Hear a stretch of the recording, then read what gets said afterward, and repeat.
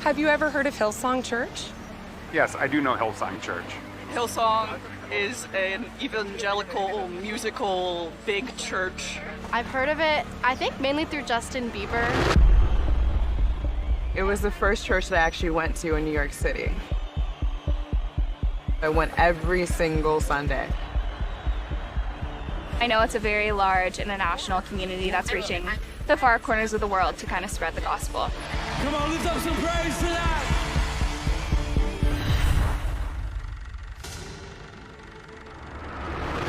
Hillsong has grown into one of the most influential megachurches in the world. They're huge now. They're huge, especially in America. I'm a really big fan of the music. They've had over 3 billion views on YouTube. They are very much of themselves, their own brand. They're global, they're great at Instagram. I mean, Carl Lentz is the superstar. Sheep desperately need a shepherd. Hillsong is the celebrity church, right? Celebrity attendees from Justin Bieber to Vanessa Hudgens to Chris Pratt. The music is unbelievable. You've got famous people attending the church. It's like a rock show. Leading the way is the church's founder and senior pastor, Brian Houston. Hillsong was able to somehow influence his way into some of the most powerful circles ever. Well, what an honor to be standing in the White House, in the cabinet room.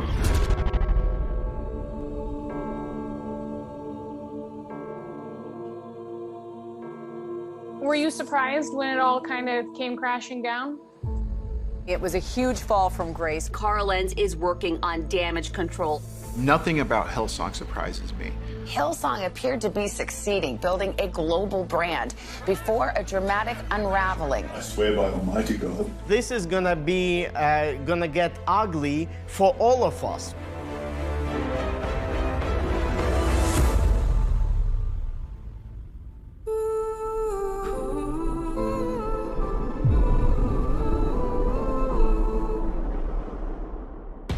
Can you describe a service for me? Walk me through what it would be like, you know, when you first show up outside of Hillsong.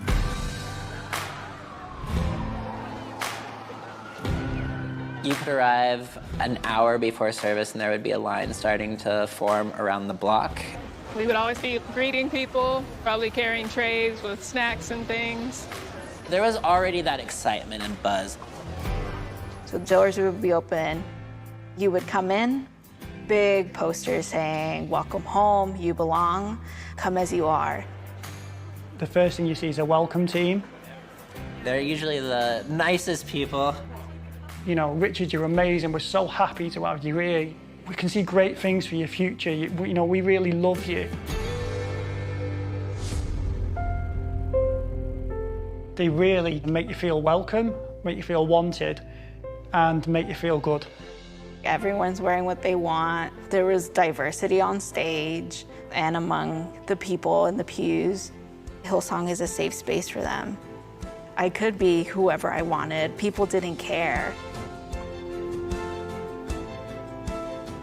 This was gonna be a place where I could call my home. I need a minute.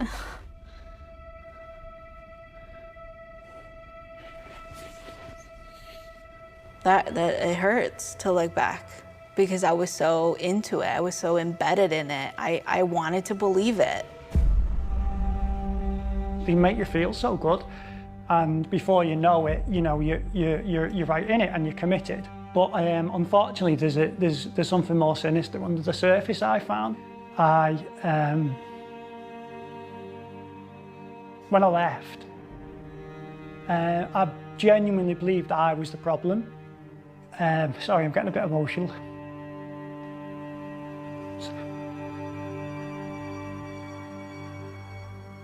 The beliefs that they put in you go deep.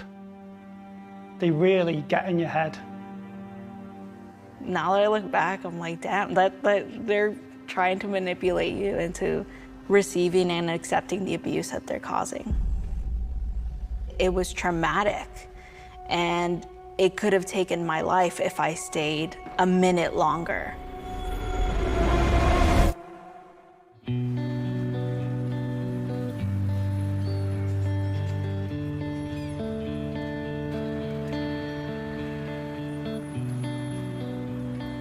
My name's Tanya Levine, and I spent my teenage years in the church called Hills Christian Life Centre, which is the church that became Hillsong. Frank Houston, who had previously been the superintendent of the Assemblies of God in New Zealand, moved here in the late 70s, and a couple of years later, his son Brian and his wife Bobby came here too. Frank had started Sydney Christian Life Centre in the centre of Sydney. That he was quite the hellfire and brimstone preacher. The world is in for a tremendous shock. Jesus is going to come suddenly. So it was all very old school in the beginning. Eventually they branched out and Frank started another one in the Hills area, and he put his son in charge of it.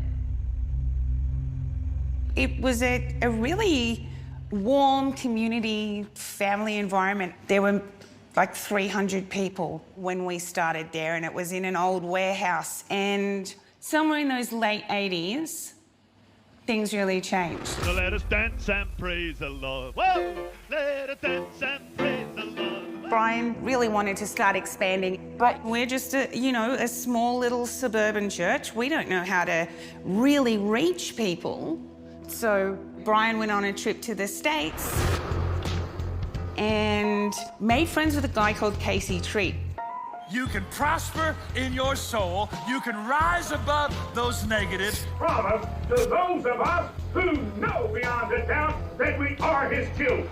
I'm an Australian-born journalist. I've written a book on the neo-charismatic Pentecostal movement, and I've written a lot about Hillsong and its various iterations around the world. The Pentecostal movement started in Kansas and California at the start of the 20th century. It was people who wanted to speak in tongues, as was foretold in the Bible. And then in the 60s, it was born again, if you will, by a musician, one of the founding members of what became the Righteous Brothers. It was disaffected New Agers who'd been at the Summer of Love in Haight-Ashbury. Some people call them, hippie Jesus. It was about bringing the music at the time and merging it with religion and saying, it's okay to do this, which was really quite radical at the time. Jim and Tammy aired at 1086-13. The PTL Television Network presents Jim and Tammy. Praise the Lord. See the things that he has done. The third wave, which really got going in the 70s and certainly the 80s, was much more global and it was much more corporate. It was about taking these movements and making them very branded and understanding that church can be done in a new way, a modern way, something that people like and enjoy. So Brian realized this is how you do it. So it was all about the music and taking the global aspect that the world was going in and putting that into church and making people feel a part of something bigger and understanding it was about giving consumers what they want. The customer is always right. While traveling the United States, Brian Houston learned how to get money out of people so that they could build the kingdom. So one of the ideas of the Pentecostal movement is that there's a special messenger, and this messenger has been anointed by God to bring the message, and some of that message then is prosperity. As surely as I'm speaking by the Spirit of God, that is a word for a person right now. That is God penetrating your heart. It's burning on the inside of you, and you need to make a vow of faith of $1,000. Oh, Bob, couldn't you say 25? No! Prosperity gospel is when you accept Jesus, you should be expecting blessing in terms of financial prosperity. You'll be blessed, and you'll invite others over after you pledge, and they will be blessed too. You want it, you're going to get it. Health, wealth, success. But I'm here to tell you tonight, you a chance to raise your income. Praise God. Brian was going, wow, you can really do that? I'm going to have some of that for me. And he came back with, stars in his eyes. That was where the real change happened. And the church that I see is a church of influence. It's a church so large in size that the city and nation cannot ignore it. Brian Houston released this mission statement, and it was titled, "The Church That I See." He talked about wanting a church that filled stadiums and influenced cities and was spread around the globe. It's a church growing so quickly that buildings struggle to contain the increase. The church that I see is a church so committed to the raising, the training and empowering of a leadership generation that all its ministries are consumed with this goal.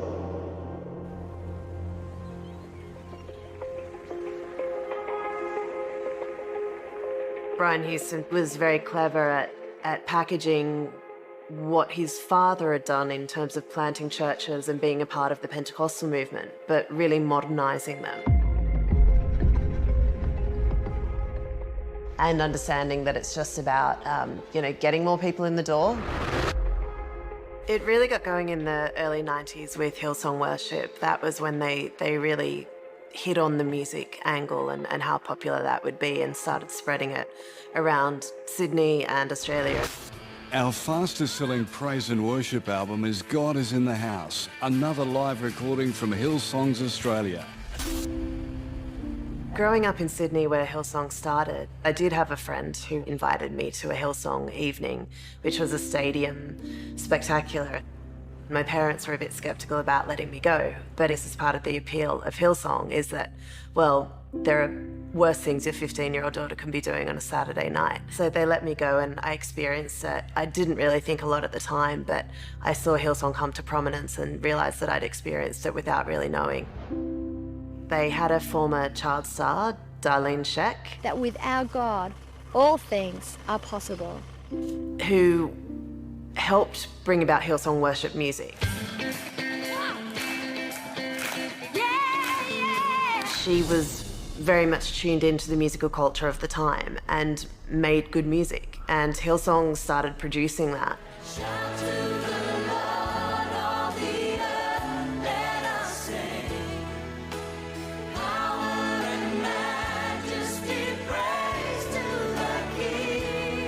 Hillsong was originally the name of the band, and then the band and the music became so big that the church changed its name to Hillsong.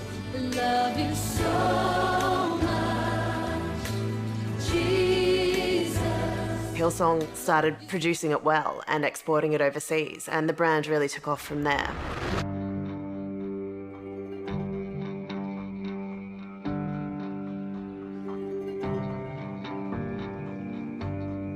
I grew up going to a very big megachurch. I reported a story for The Fader in 2018 on Hillsong. I had no idea how much of an impact they had on American evangelicalism or even my own childhood. But I started looking into it, and suddenly all of these songs that I had heard my whole life, I realized were written by Hillsong in the first place. Their songs are better than everyone else's, and they can kind of infiltrate into other churches by having good music.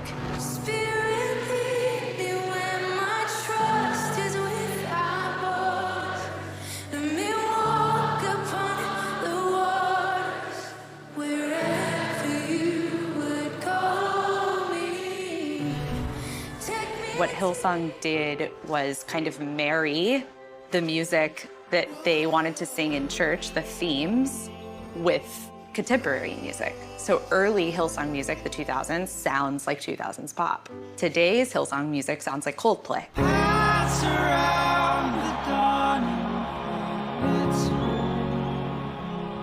The goal of Hillsong is to stay current. It's making music that you know people will like. And instead of refurbishing your grandma's old hymns, it's something new and shiny.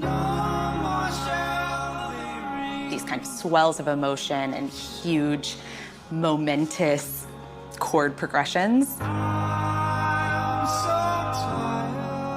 It's made to make you feel something. They want you to feel the presence of God within you. But it's easy to mistake emotional manipulation for a movement of God, right? Are you crying because the Lord is staging some kind of intervention in your life, or are you crying because the chord structure is built to make you cry?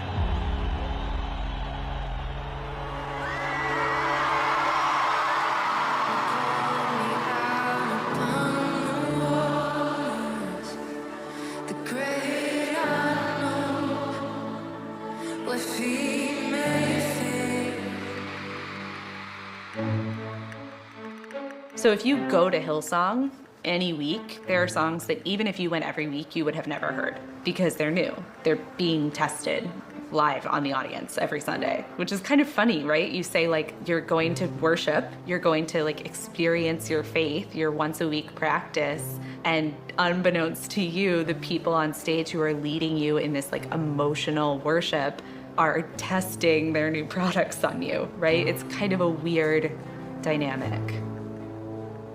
Music's a really huge department because it's so critical to their hypnosis. The music is completely weaponized for whatever the church's needs are, as well as financial, which is the aim of the game, is to get the money out of the people. Hillsong has done a great job of monetizing the music. It's been a tremendous revenue source for the ministry. Young people are drawn to Hillsong's music. The church has its own record label that sold 16 million albums worldwide and earns $100 million a year. It's a mammoth amount of money.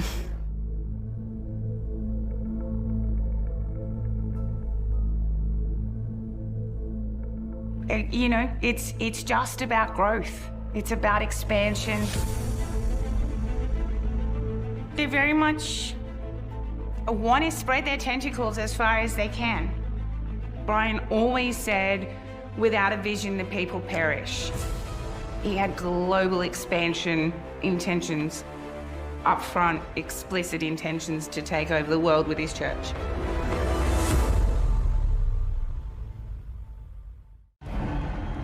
Hillsong is an incredibly successful organization. You know, they have a massive influence around the world. And I can elaborate on that if you want. I kind of categorize them into six C's. One, they're a church.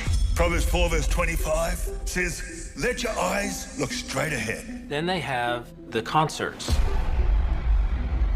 Then CDs. I would say music, but I needed to keep my alliterations. They have a leadership college. Cinema, which would be the movie and other media. Then they have their conferences.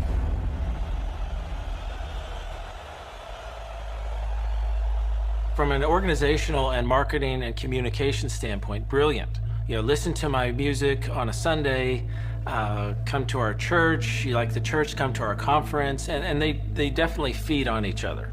This is a conference, so conference is a conference, but I've always felt like it's a movement. So I went to the Hillsong conference in Sydney, Australia, and you know, that ticket was $500, and then I bought a bunch of stuff. You know, so I probably spent $1,000 plus tithing. Our people have just been so willing to just keep on giving. You can go and see Hillsong United in a stadium tour. It's the same arena that Taylor Swift plays when she comes to town, right? It's a huge experience and it's a high production value, and ticket sales are really high and you can make a lot of money there. It's a money-making machine. It has one purpose, to get hold of as much of your money as they can. Hillsong consistently says we're not a business, we're a church, but they behave exactly like a big Fortune 500 company. In terms of the business model, it's treating people as consumers. It's like a sales funnel where you want to get the most amount of people in the doors at the top of the funnel, because inevitably that'll lead to more conversions or more donations, however you measure success within your church. Hillsong's much more about selling you things. They sell you CDs, obviously, first and foremost. They sell you self-help courses. They sell you books. They sell you inspiration to live in this world, and they're obviously very good at it. Brian realized that it's all about the product that you're creating, and it's all about the brand. He's a spiritual entrepreneur. He's effectively the CEO of a spiritual company. The rub is it okay for us to use God as a way to profit. I don't have the answer, but I'm not supposed to make consumers. We're supposed to make disciples.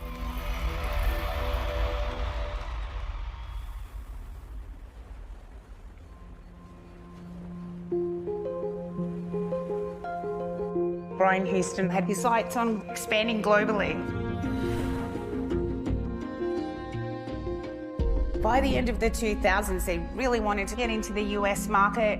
So by 2010, they made that move. We are a visionary church, and I love it, and many people here, you love it, but not everybody loves it. Your dream is going to threaten some people. And I really genuinely believe the Holy Spirit put it in my heart that the day would come when he would give me and give us, Hillsong Church, influence in America. And I just couldn't see how that could happen. I felt like a speck. This is a country of over 300 million people.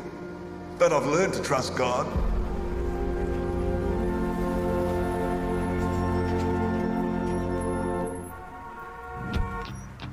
One wildly popular megachurch from Australia is making its mark here in the United States. In New York, you had, the backdrop of the city, and you were also able to rent big venues and have the services there. Hillsong's main venue in New York City is a concert venue in Manhattan, Irving Plaza. My name is Janice Legata. I was a member of Hillsong NYC for 7 years, I think. And this is where we first had church. So Saturday night, there'd be a concert. So on Sunday morning, it was just basically coming in early, turning this bar, this nightclub, into a church.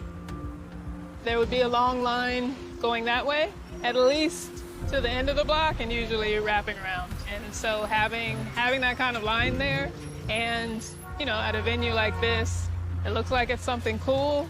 It's New York, and everybody wants to be part of whatever's going on. So a lot of people, just the curiosity, yeah, it definitely worked. It's very interesting when people talk about, planting a church in the middle of New York City. Literally, a very small Christian population. So why? Well, there may not be many Christians, but there's certainly plenty of sinners.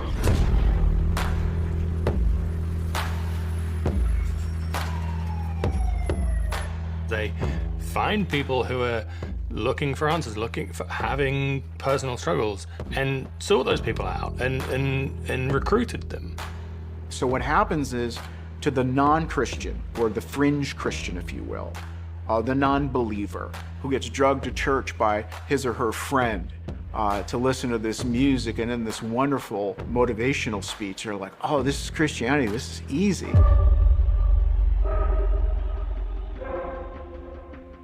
This is cool church, where we all gather together as a community. It's where you don't have to deal with your sin because no one really asks about it. That sounds good to young people. Hillsong have good worship music. I think it's really approachable. Like, it's not very in your face, like hymns and songs. Like, it's very easy to get into. I used to go to Hillsong. I went to Hillsong for about a year, and it was like, I wasn't that connected spiritually, but I sort of went into it like, okay, it's like a really dope TED Talk, and I would cry every single time, but it was a really life-changing experience.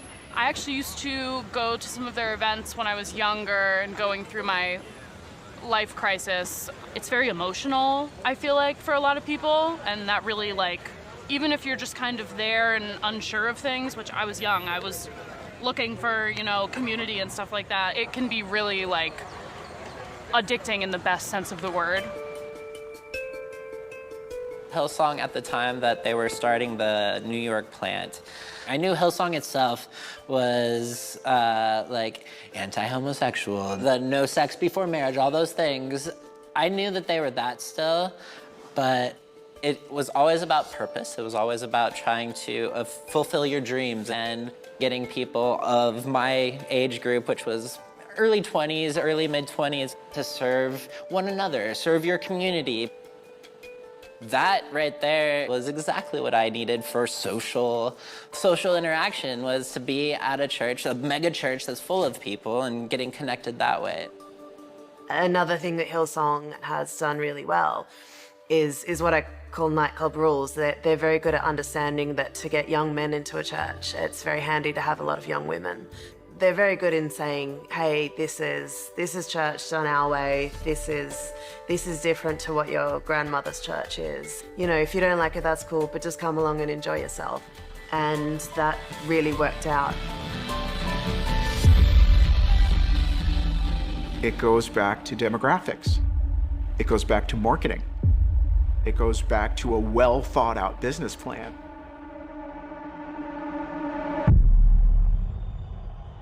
The people that the system benefits really, really get rewarded. You know, if you're a charismatic and outgoing person who can really bring the crowds in and get the money out of people, you're going to be very successful in Hillsong. And that's what happened in the case with Carl Lentz. We're pretty confident you've never met a pastor like Carl Lentz. GMA cover story, Carl Lentz. Carl Lentz. Carl Lentz. Can I get an amen? Amen. Please welcome Pastor Carl Lentz.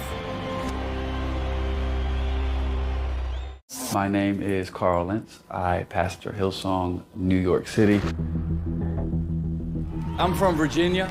Not everybody affiliated with us, Hillsong is Australian. Carl Lentz came out from America and trained at Hillsong College when he was younger. Brian Houston had his sights on global expansion for 30 years now. And I think when he saw Carl Lentz, he realized he'd hit the jackpot. Carl does have this X factor. I have gum because I break rules. Not supposed to have gum, but I do it anyway. He's in shape, he's attractive. I was showing my friend a photo of Carl when I first started reporting on Hillsong, and she thought he was from the Jersey Shore. I mean, this is clearly a man who cares a lot about his body and his presentation and his appearance. He dresses well. He was always about the tattoos, the trendy stubble, jeans, leather jackets, that sort of thing. And it shows a different way of doing things, and it makes you feel that your belief system is valid in the modern world. But this is the way you dress normally, and... No, I normally have a collar. You do? A robe. No, I'm kidding. He smiled a lot. It was very, smooth. He was the face, very good-looking guy. He was a very, very charming guy.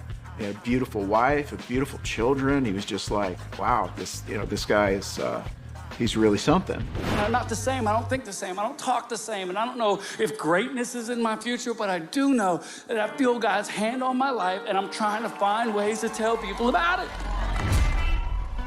Carl is a very, very charismatic person on stage. I mean, did y'all watch the royal wedding a couple months back? Anybody? I didn't either, because we, in America, we have one king. His name is Jesus. Carl, get over it. Sometimes it's like, you're acting a fool a little bit, but it's totally fine. Like, it makes you feel more comfortable when someone's being goofy on stage, or cool, or suave, or whatever it is. He had a way of, connecting and making people in the audience feel at ease.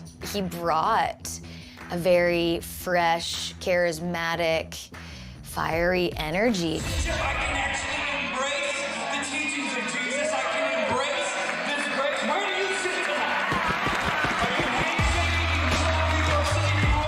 Carl clearly changed the way that many of us saw how church could be done. And some New Yorkers can't seem to get enough of their unlikely pastor.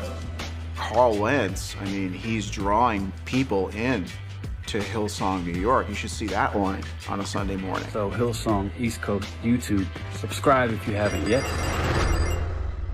But let's face it, they're not coming there for sound doctrine. They're not coming there to be fed the word. They're coming there to see the cool Carl Lentz. Isn't it amazing what God has done?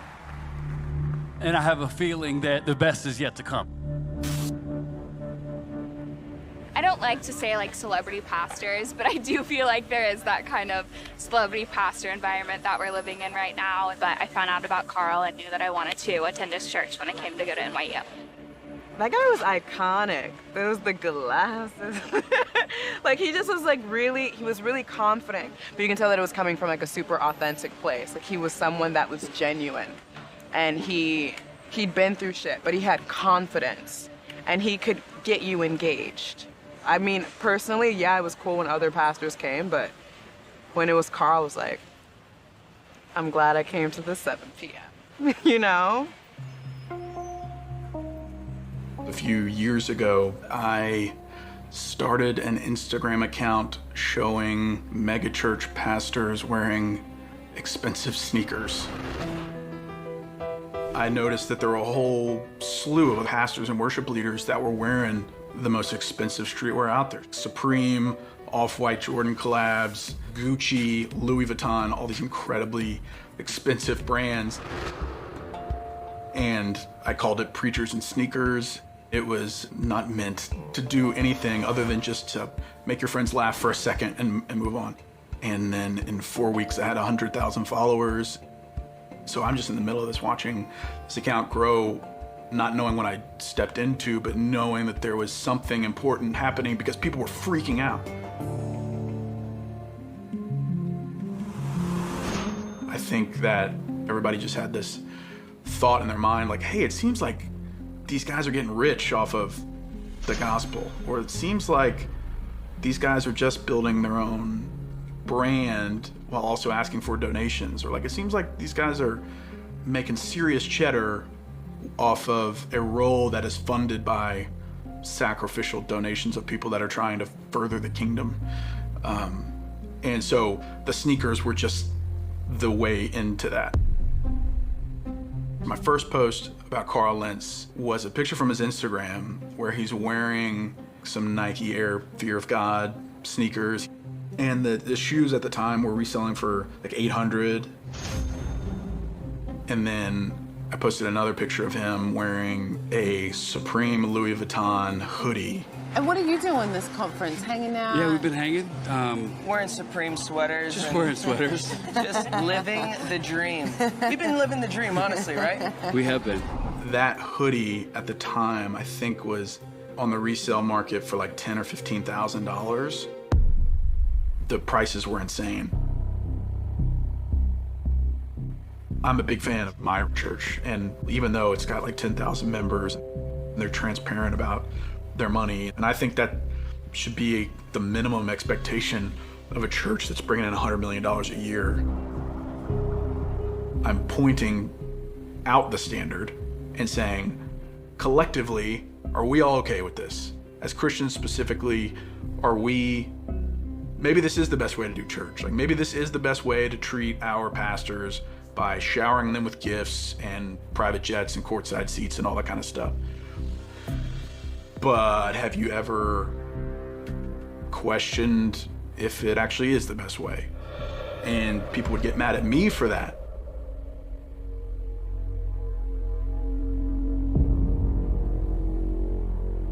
So I'm sure that all the money that you're profiting from assassinating pastors and Christian leaders is all being tithed to God, huh, Ben? I'm sure that God isn't watching or keeping record of your angelic Lucifer-like actions and healing words. There was one guy, he wanted to fight me over the fact that I posted about Brian Houston wearing a pair of $500 Gucci sneaks on his own TV show. I think it was a good picture about the loyalty that some of the people that go to Hillsong displayed to the team or to the people that were at the top. Carl reached out to me through a mutual friend. He basically indicated like, hey, Carl will be open to talking with you. I ran this account anonymously for 2 years. Most people didn't know who I was. Every news agency is calling me, trying to figure out who I am. The New York Times is saying like, hey, you know, we're the newspaper of record. This would be a good time for you to reveal your identity. And I passed. The Today Show asked me to come on and I passed. But I'll never forget this. When Carl and I got on the phone, the first thing that he said to me was like, so who am I talking with, man? I mean, let's level with each other. I just said, my name's Ben. And so he got my name. I somehow trusted him from the first moment we spoke, And I think I guess that's just like a testament to how good he is with people. So we had a really good conversation on the phone. He texted me a few times. He kind of like went back and forth between like, hey, I disagree with what you're doing. Basically, like, it's an unfair spotlight to put on people. And I thought that was fair. But at the same time, he leveled with me. He was like, hey, I get it. I get the question. I get, why people are upset. I've been asked this before. Like, I've been asked worse things, that kind of thing. And now it's like anything, when you humanize somebody, it makes it a little harder to treat them the same way as you were before online. As a guy that feels things, that made me more conflicted about it.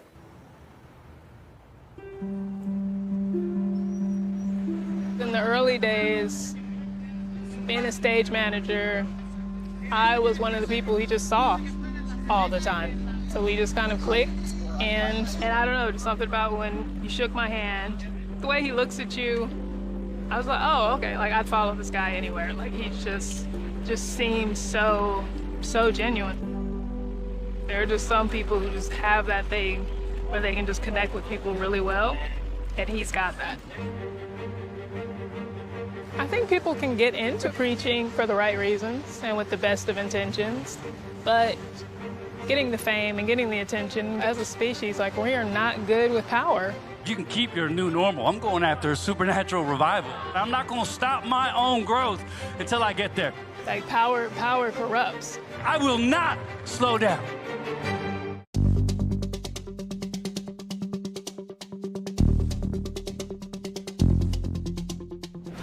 Carl Lentz was a very young man when he started at Bible college. I believe he was 21 years old.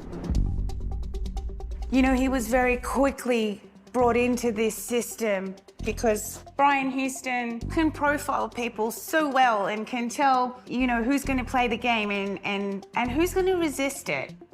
Carl was able to break into these spheres that would have never welcomed Brian Houston or any other 90s preacher. Brian Houston saw that charisma and just chose that path for him. Forget about going after the lost. We got trouble loving the found. Brian took a liking to him straight away. He could see his potential. Brian was like salivating over him in the early interviews. Well, he'd hit the jackpot for someone with so much charisma and so much appeal who was willing to work so hard and put in the hours and, really sacrifice his life and become somebody else for Hillsong. Early on, I knew there was this guy who was, a charismatic leader of this church. I don't think I would have been able to put a name to him until his very oddly close relationship with Justin Bieber. I just want to love people more. I just want to love Carl more. You're doing a good job with that. So, man. So for a few years, Justin Bieber was very visibly in the news for having some kind of TMZ type moments. All right, the first case this afternoon is Justin Bieber. What'd you say? You had beat the fuck out of you. So his career was starting to be defined by those antics, and Carl tried to get him to work on himself, work on his faith, that kind of thing. My faith grows every day. Carl ended up famously baptizing him in Tyson Chandler, who's an NBA player, his bathtub. It was awesome. It's a cool memory for all of us. If you're hanging out with Bieber, all mainstream media is going to pay attention. It's like, who is this ripped dude that Bieber's hanging out with on the beach? He mainstreamed the church even more. It wasn't just this Australian startup that's popular for its music anymore. It was Justin Bieber's church. They got write-ups in GQ magazine, in music magazines, in all sorts of popular press. I mean, getting that crossover is huge. That would have, increased their numbers, increased their social media follows, all the things that ultimately they want to transform society into their vision.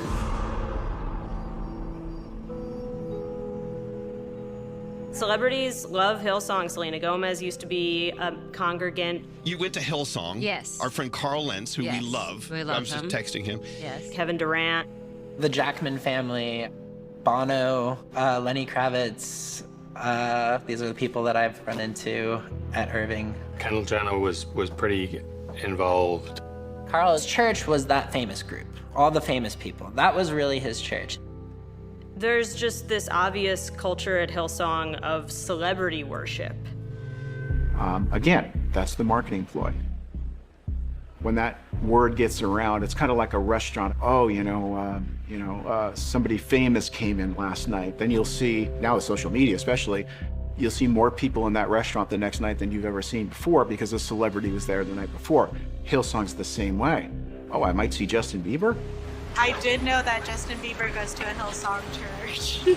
It's exciting. It's like nice to see celebrities that go to a church that I also attend. Hillsong was catering to the celebrities very consciously, and I think the celebrities were receptive. Hillsong comes along and offers this place where you can be religious but not stuffy. There's this idea of like, oh, you've got a sex tape, cool. You love Jesus, even better. Like, there's this malleable thing about Hillsong. On the other side, you've got Hillsong, which is looking for a way to be in the media. Celebrity does that reliably every time, right? It's been called the Church the Stars for its celebrity following. The goal of our church is from the nameless to the famous. Our church should have celebrities, we believe, because we're trying to reach everybody. That's one of our goals. Was it a lucky coincidence that Bieber got involved with Hillsong? I'm gonna have to be a bit of a cynic. Given that I feel very sure that it was part of the Hillsong strategy to attract celebrities and to make them sort of front and center of their branding. I mean, I think it benefited both of them, didn't it? Bieber was like, leaving monkeys behind in other countries and pissing in mop buckets and stuff. And, the bad boy thing for Justin Bieber was wearing thin. He needed to look like he'd had this great time of faith and was turning over a new leaf.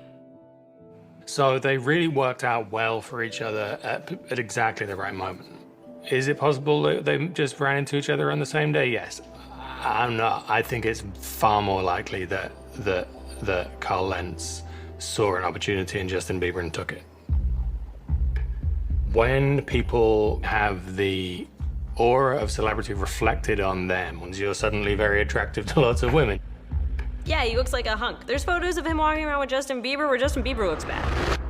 To me, that is inherently duplicitous or hypocritical, whether it's the desire to be close to fame or other very much earthly desires. There's a pretty famous clip from Joe Rogan's podcast where he sees the photo of Lentz shirtless with Justin Bieber. And he's like, you guys only wear their shorts that low when they want women to think about their dicks. There's the preacher. Look at whoa. What's going on with his fucking shorts? No. Any guy who's showing dick root, you're doing that because you're trying to get laid.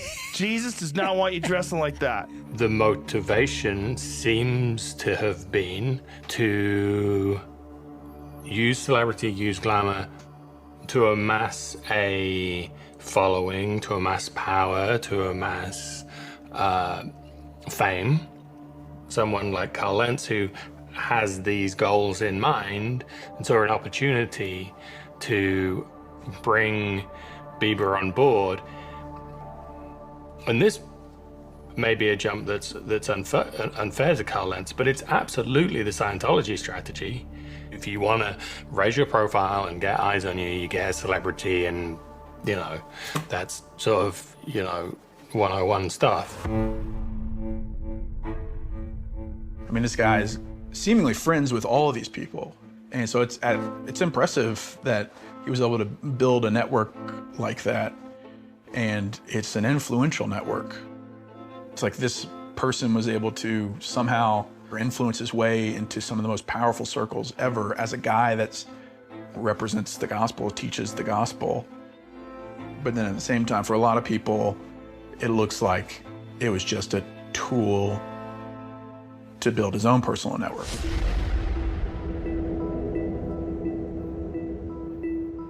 My name is Dale Smith, and I did security for Hillsong. I grew up Southern Baptist. I've been to several churches, so that's what I expected.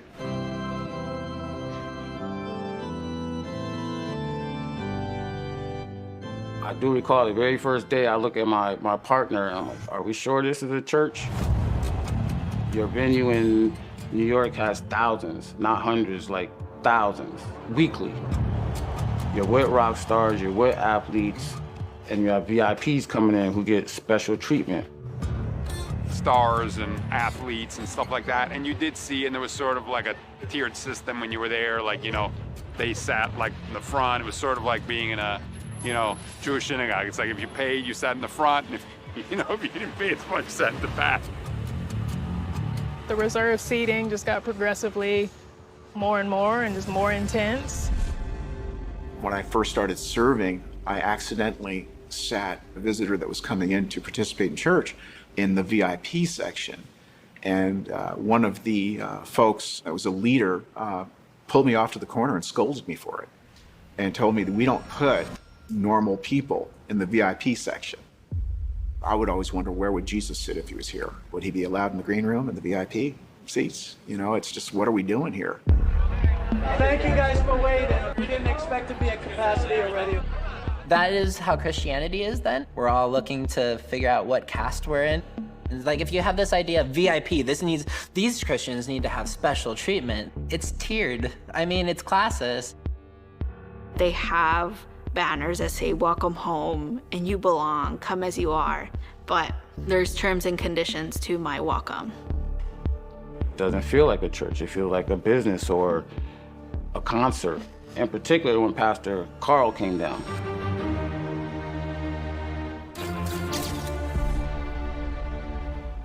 So on a day when Pastor Carl would come down from New York and preach at the service, come in usually a limo, excitement everywhere, much like the presidents coming to town. Hi, this is Abby. Good to be here. All the volunteers were on high alert, high alert. Typically, his advanced man security would come. We'd walk him around the venue, give him lay of the land. Once he hit that stage, pure rock star. I pray that in your life you are not missing a move of God. He will bless your life, He will magnify your voice, and He will give you ground you have not asked. The second he was off, he's right into the car and off to the next venue. You know, as security, you don't draw judgments. I'm there to protect the venue and everybody. But I am not familiar with that type of relationship between a preacher and the congregation. Any church I've been involved with, I can walk in my pastor's office. Their door is certainly open, especially after a sermon. And that just didn't happen when Pastor Carl was there. Is Carl the next Brian Houston, the next Joel Osteen? Could well be. Carl obviously, you know, he's a magnetic, attractive guy. I mean, his tattoos are a problem, but... You don't like the tattoos? They're okay, they're okay. Yeah, great. Thanks, Poppy, for bringing that up. Yeah. It was like, there was separation. It was like, you didn't think of Hillsong Church and Brian Houston anymore. You thought of Hillsong Church and Carl Lentz. The Hillsong brand is what got him here, but then Carl became bigger than what Hillsong was. Carl made himself untouchable. There have been pastors that have begun to outshine the boss, and I think that's what happened in the case with Carl Lentz. It was always like, be careful, man, because the only thing that everyone likes more than a rising star is a falling star, right? Eventually, the stuff is gonna catch up with you. Carl Lentz, I mean, think about it. He's one of the top revenue streams in the organization. If you got any reason to be grateful, why don't you give Jesus a shout of praise and just stir it up a little bit tonight? His franchise location is pulling down probably more than any other franchise location in the world. Carl Lentz is the superstar. This is the kingdom that Carl Lentz wants to be a part of. Wherever Jesus went, there were absolute throngs of people trying to get to him. He craved that sort of notoriety, that sort of celebrity. Every university felt it. Every club felt it. Every prison felt it. Every place where people were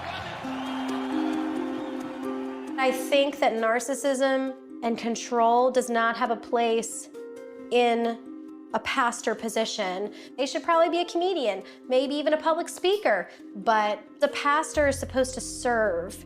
A pastor is supposed to protect. A pastor is supposed to love. A pastor is not seeking his own attention and his own titles and you name it. You think Carl's a narcissist? Judging from the godlike behavior that I witnessed, 100%.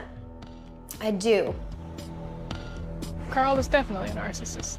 I think you have to be a narcissist to succeed with any megachurch. The Lord is my shepherd, and I lack nothing. He is so full of himself with arrogance, and that's a big problem, you know, because he's the founder of this very dangerous charismatic movement that young people are really attracted to. The worse culture gets, the better it is for us, because people they're not buying what culture's selling like they used to. People are looking for real answers. They bring you in with culture. And so getting it in with music and our age group, our clothes, I mean, everyone started dressing the exact same way as Carl Lentz.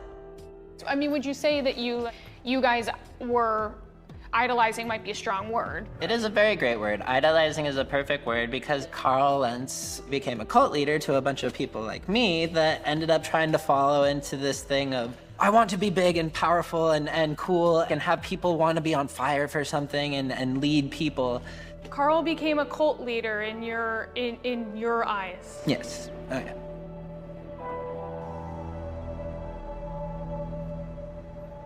A cult is when I tell you what to think, and if you think any different, you're gone. That's a cult. We preach the opposite. Actually, you should go home and question what I preach. You should look it up in your own Bible.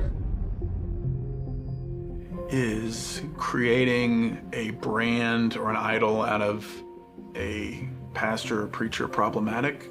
I think so. And if the church's whole thing is based on that one guy or girl, one really impressive, attractive, entertaining, talented person that is doing great, but is one misstep away from literally imploding the entire thing. Your ministry is now eroded. It's built on sand in a lot of ways. Hillsong has tremendous leaders in so many different churches. Of course, that's led to a lot of celebrity, but at the core of it, at the heart of it, is a church that I believe is genuinely a work of God. It helps people to believe that there's a God who loves them and cares for them and has a plan for their lives. But fame, popularity, we've always had to deal with that. As pastors become well known, you know, the old cliche is you have to watch out for the girls, the gold, and the glory. Lord, keep my heart pure, keep my thoughts pure. Any areas in my life that stuff has creeped in, Lord, please help me keep these hands clean. You can run on for a long time, run on for a long time. Sooner or later, God will cut you down. Sooner or later, God will cut you down.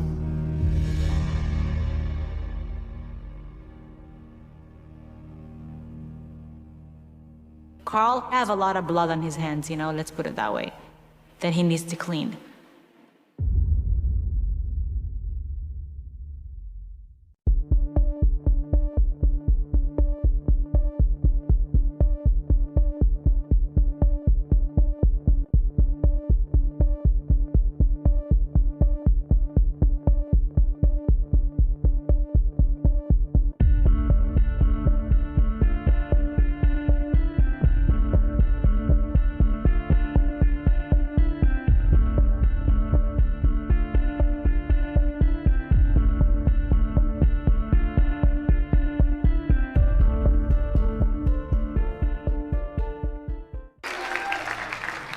When you make a decision to say, Lord, I want to live completely Holy Spirit-led, Holy Spirit-fed, it's an advantage like nothing on this earth.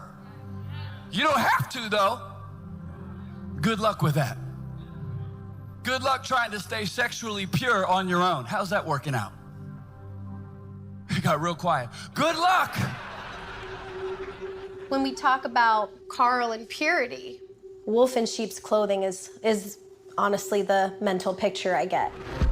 He was one of the country's best-known pastors, but it all came crashing down. Without a job and trying to repair his marriage, Carl Lenz is working on damage control.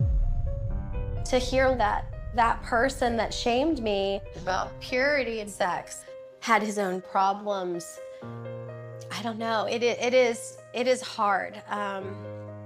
It is literally the definition of a hypocrite. More allegations of unusual behavior for a pastor. I wish that I never gave him an inch of control. Carl Lenz' recent downfall has triggered a wave of scandals for the church Brian Houston created in Australia more than 30 years ago.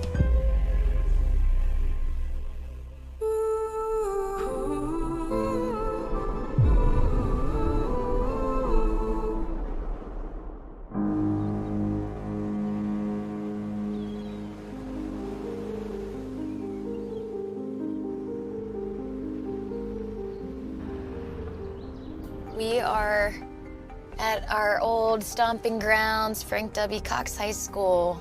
This is where Carl Lenz went to high school. This is where I went to high school, a few years apart.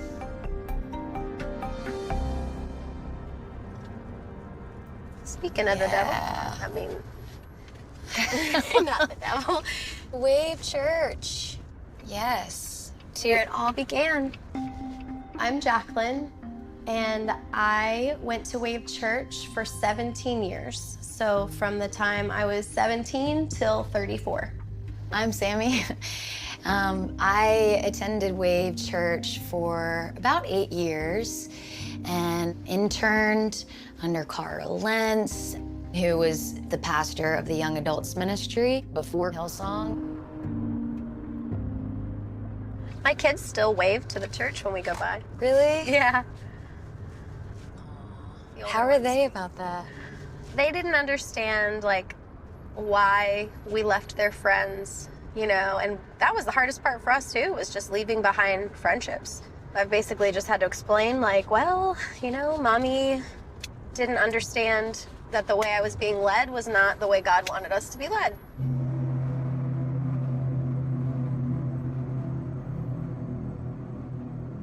Wave Church is a non-denominational church in Virginia Beach. Anything that's not faith is sin. And without Steve Kelly is the senior pastor at Wave Church. So the Bible says if you're going to come to God, you've got to come believing that he is. And Steve Kelly is an Australian citizen, worked at Hillsong Church for about a decade and then moved to Virginia Beach to pastor this church. That was in 2001.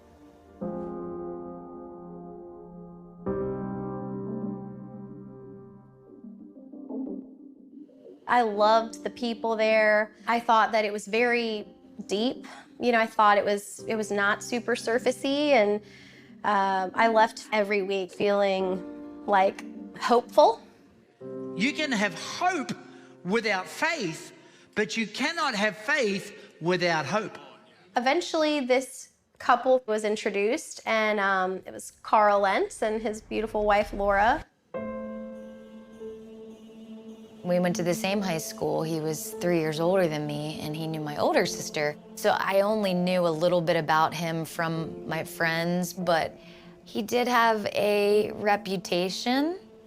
When I first met him at Wave, he was like, you have a sister, an older sister? And I was like, yeah. And he was like, is she really pretty? And I was like, yeah, she's pretty. And he was like, yeah, I think I remember her. That kind of rubbed me strangely. Like, that's how you know me now. You know, I'd only heard about his history, but He was a spectacular basketball player from what I hear, and he went to Cox and NC State after that, and his own words were he was a player. He used to tell us that. He was a little open with his past, and you know, he let us know that he had a life before Laura, but he did end up at Hillsong Bible College in Australia, and that's where he met Laura. When you go to Hillsong College, it's because you probably want to be a pastor.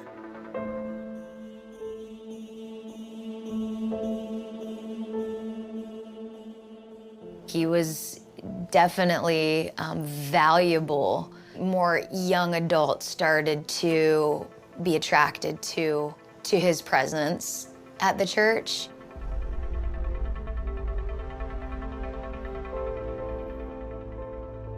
When they came, it was like a shiny new penny. You know, they were both attractive. Their relationship was attractive, and they became our young adults pastors. How you doing? Don't sit down. You're crazy. We just started. Everything changed after that. When Carl came, it was definitely a different atmosphere, culture, community. The pastoral role definitely was a completely different vibe. What you're doing tonight is saying, Jesus, I'm walking out of what was into what is about to be. I started to definitely notice a little bit of control. My dad told me something pretty brilliant. You can go look it up. It's true now. I think over 90% of a young woman's identity comes from the words of her father. And my dad said, you got to get a hold of your girl before everybody else. You got to tell her who she is.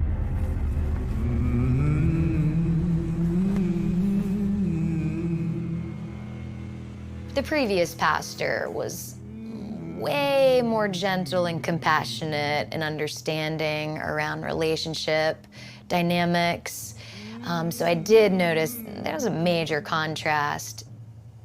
There was a lot of dating rules. You know, being in a relationship, there was a whole lot of restrictions around it. I'll give you a few. I think it was you date for a whole year before you have your first kiss, and then you don't say I love you until you propose. He smiled a lot, was very, you know, smooth. He was easy to get along to as long as you did what you were told. I do remember feeling like we were put in our place, and you know, this is what you do if you serve as a woman. These are the ways you behave, and this is the way you dress. It did feel very strict. There's no little bit of sex and a little bit of purity. We gotta really live what we're believing. I did feel like in general, purity just came up a lot in preaching by Carl, and yeah, it was just basically just like, you basically are gonna have us in your business, lady. You can't have a little bit of you, a little bit of me, and a little bit of Jesus. This is not a cocktail. But now, again, as an older adult, I hate to say I'm an older adult, but I look at it and I'm like, wow, if he was so concerned with these things, like there must be an underlying root. And I know it's kind of random to talk about purity. Normally we leave this to the high schoolers. Guess what? It still matters when you're running churches.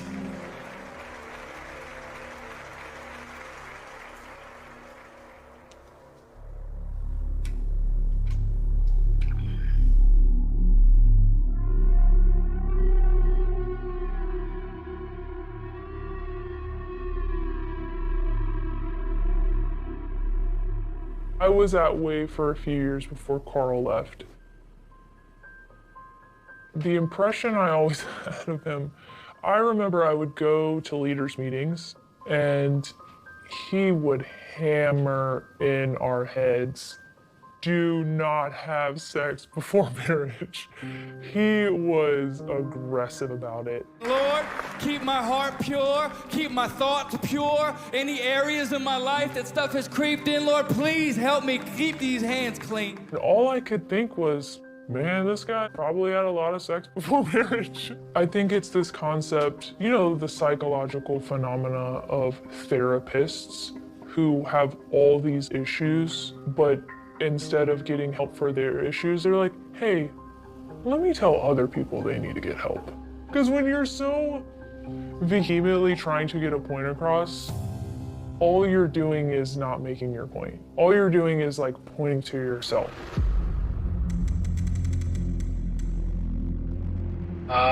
Hey girl. Hi. I appreciate you. I'm glad I know you, and I just don't have a lot of words or energy or anything. I don't know which way is up right now. I can't sleep, struggling. But if I'm within 10 miles of you, I'm coming to see you. A lot of time he will send me videos speaking to the camera, because if he will text me, I will not respond. So for him to create emotions, he will send a video so I can see his face. Yeah, so I hit you. When I get a moment, it's a long video. That is what it is. Appreciate you. So I'll talk to you soon, for sure. Bye.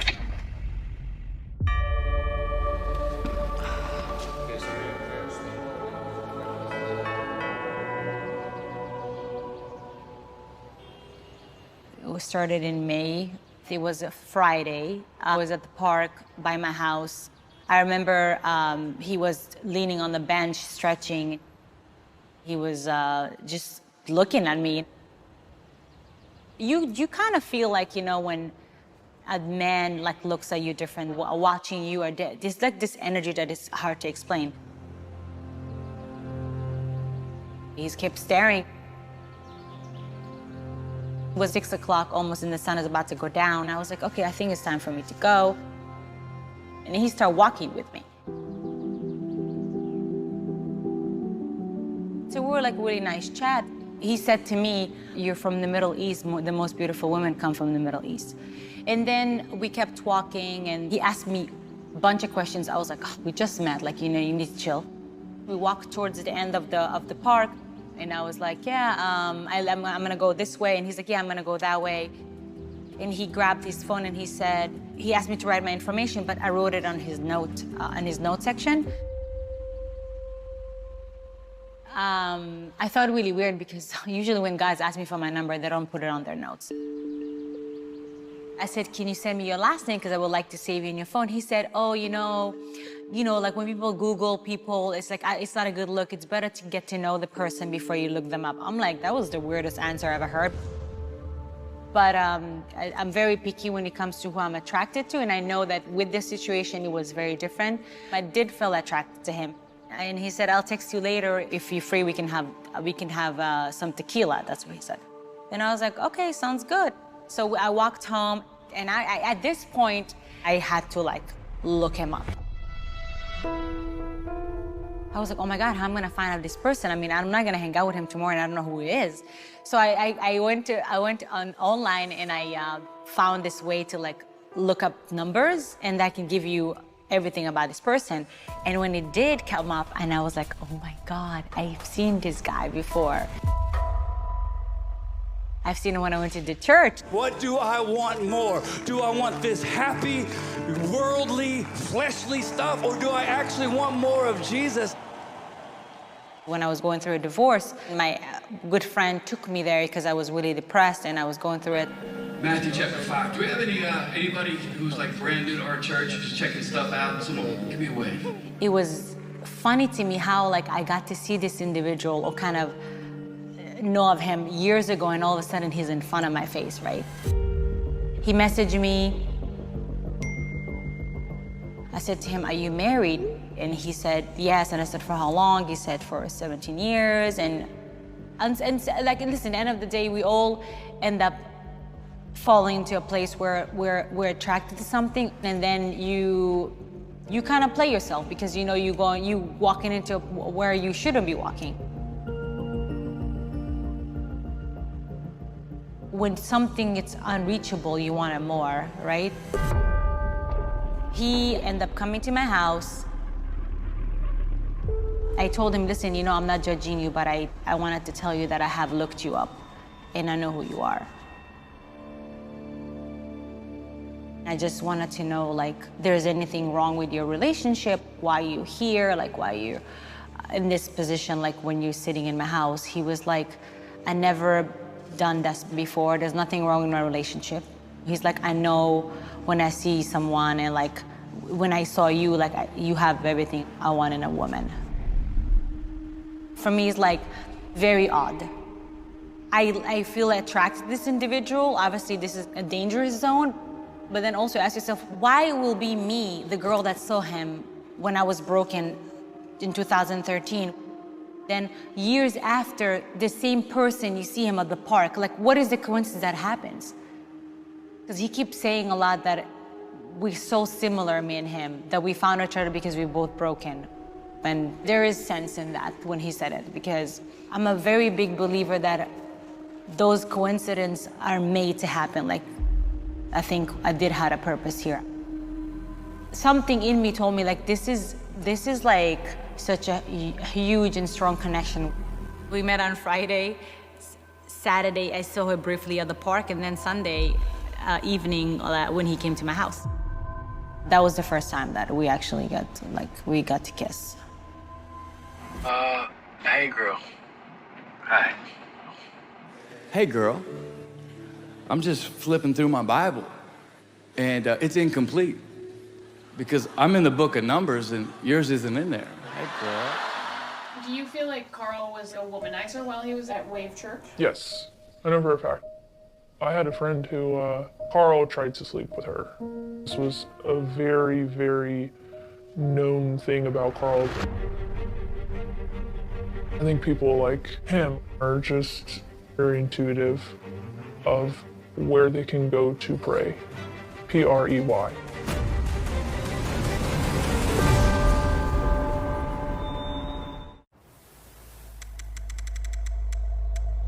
My interactions with Carl quickly became negative by like 19.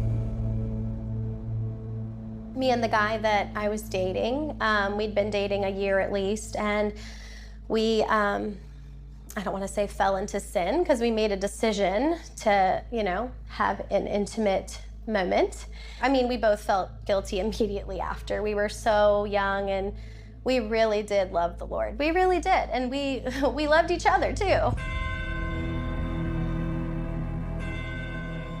At the end of a service, there's usually an invitation to ask Jesus to come into your life for the first time, or to return back to your faith if you've left it. There's an invitation to come out of your seat and come down to the front. My boyfriend raised his hand at the end of the service for the altar call, and I'm like, crap.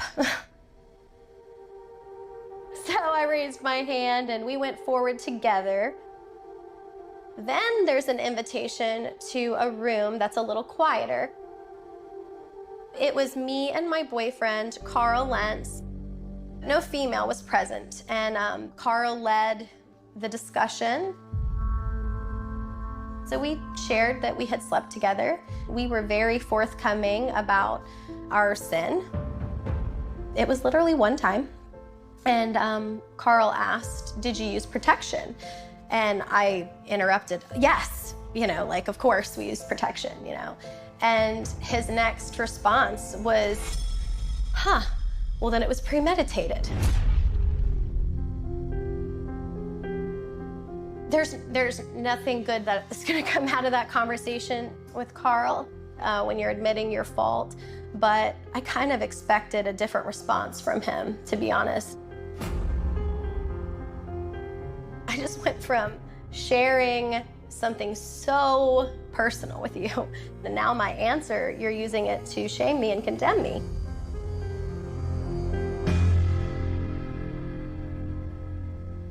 It went from listening to then, you are off the worship team for 6 months and choir. You are off your team, what he was doing.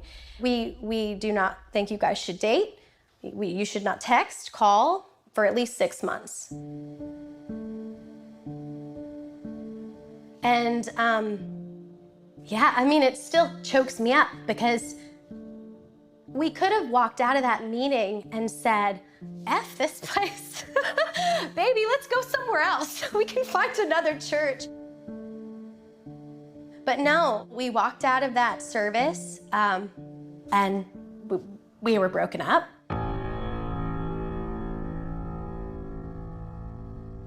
We were conditioned. When you go to this church and it's this prosperity, success, like this is what we're chasing, it doesn't seem controlling to submit certain things. So it's very easy, is my point. It's very easy. It was very easy for me to submit.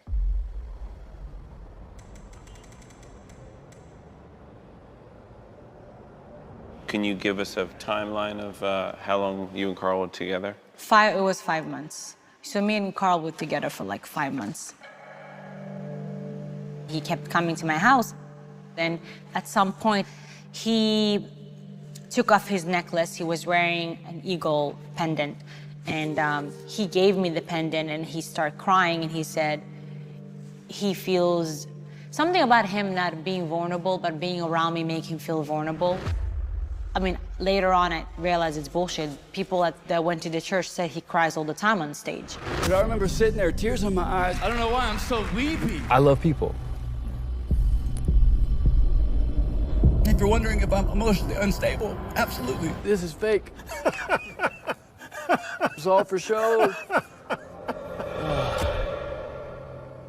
I got to know him more than I think anybody else got to know him. And I think he was the character of his own show, and then I was just an add-on, you know? He always wanted to feel like he's somebody.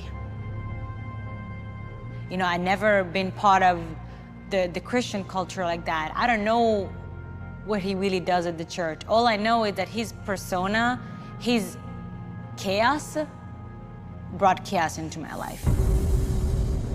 Those who live according to the flesh have their mind set on what the flesh desires. The mind governed by the flesh is death, but the mind governed by the Spirit is life and peace.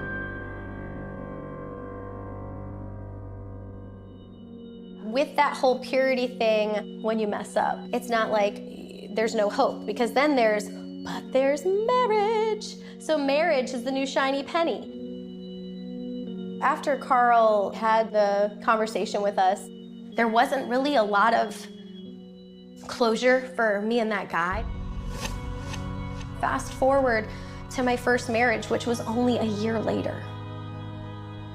That same broken, immature girl is now married. I married after being with him for 3 months because we had sex and we were basically going to be asked to break up or whatever, and so we ran off and went to the courthouse and got married. It was either me coming forward again with, I had sex again, or coming back with a husband. That relationship was definitely, you know, difficult for a 21-year-old and a 23-year-old to handle, and we were married about 7 or 8 years, and, you know, that ended very hard, and you know, that was very difficult. We are blessed. Woo. Yeah.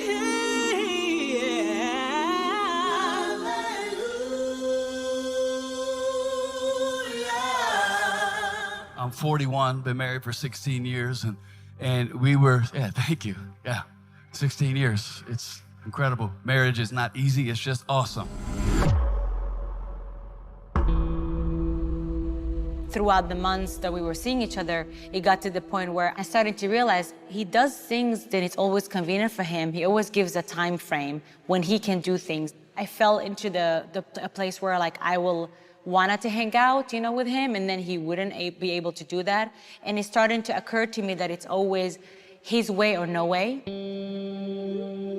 It got to the point where I will send him novels of like, goodbye, I wish I never met you at the park. We used to argue a lot.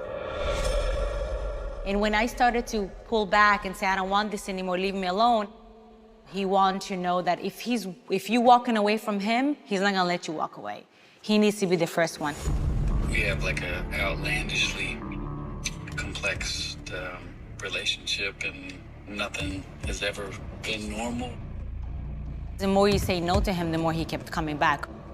Here's my dilemma. I miss you. I was thinking about you, wondering if you're okay today, and didn't know if I should text or if it's worse for me to check, not check. So you started to understand this person cannot lose a battle. If it's okay from time to time for me to let you know I'm thinking about you and I hope you're okay, I would like to. Genuinely asking you what do you want me to do? Because if it's easier for you just to move on and me not say, hey, how are you, or how's your day, or if I think about you, let you know, I won't do that. But then he said something that intrigued me. He said, you know, at the end of the day, I go to my family and you go to nothing. And I was like, wow, that's a slap in the face. I started to realize there's things that people say that they feel they have power over you. It was the most toxic thing I ever had to deal with. It was really unhealthy. It just brought a lot of pain into my life, you know? Because I always said if I can go back and never meet Carl, I would. It's not like something that I wanted to happen in my life. It just happened. So I'll talk to you soon, for sure. Might knock on your door. You never know. Bye.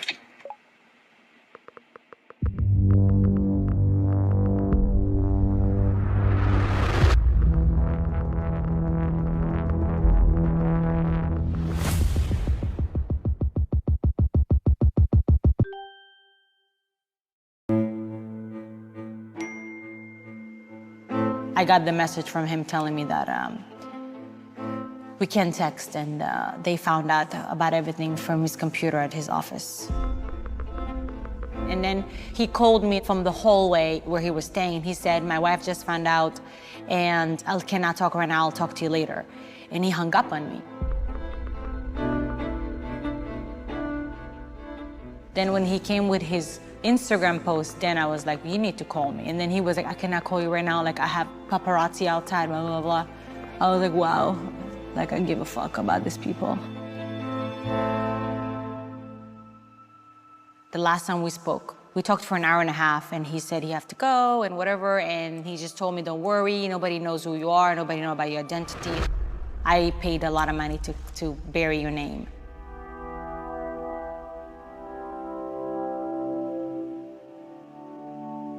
I first heard about Hillsong as an assignment from my editors. They just said, hey, write about this pastor who's a big deal, used to be buddies with Justin Bieber. The initial assignment actually was about, he posted on Instagram, because he was the first one to announce that he had cheated on his wife. I remember thinking when I was reading Carl Lentz's post that he had really screwed up. The picture, it's him, his wife, and their 3 kids looking sweet. And then it is a pretty straightforward caption.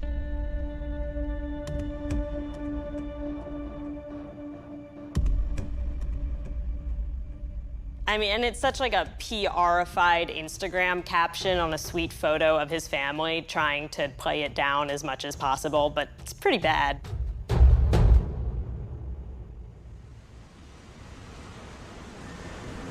You know, growing up in Palestine, aka Israel, it was, you know, it was hard for me because being a girl and being Muslim, it was difficult in a sense where I wasn't allowed even to leave the house or come back home late, you know. I wasn't allowed to even walk with a dude down the street. In my culture, usually the man runs the show, so I cannot have another person, another man, to dictate my life and feel like he can shut me off, you know, and not let me say my piece. Reneen just DM'd me and was like, hey, I'm the one who was with Carl. Give me a ring if you want to hear more. And I called her and she seemed legit, so we did an interview. I know a lot of people have followed him for years and looked at him as he was their God, and people need to get answers. And I just felt this story that I had, yeah, it's a small story, but it was a small piece from a big puzzle. He just doesn't know how to have compassion to others because he thinks he's the only one who suffers.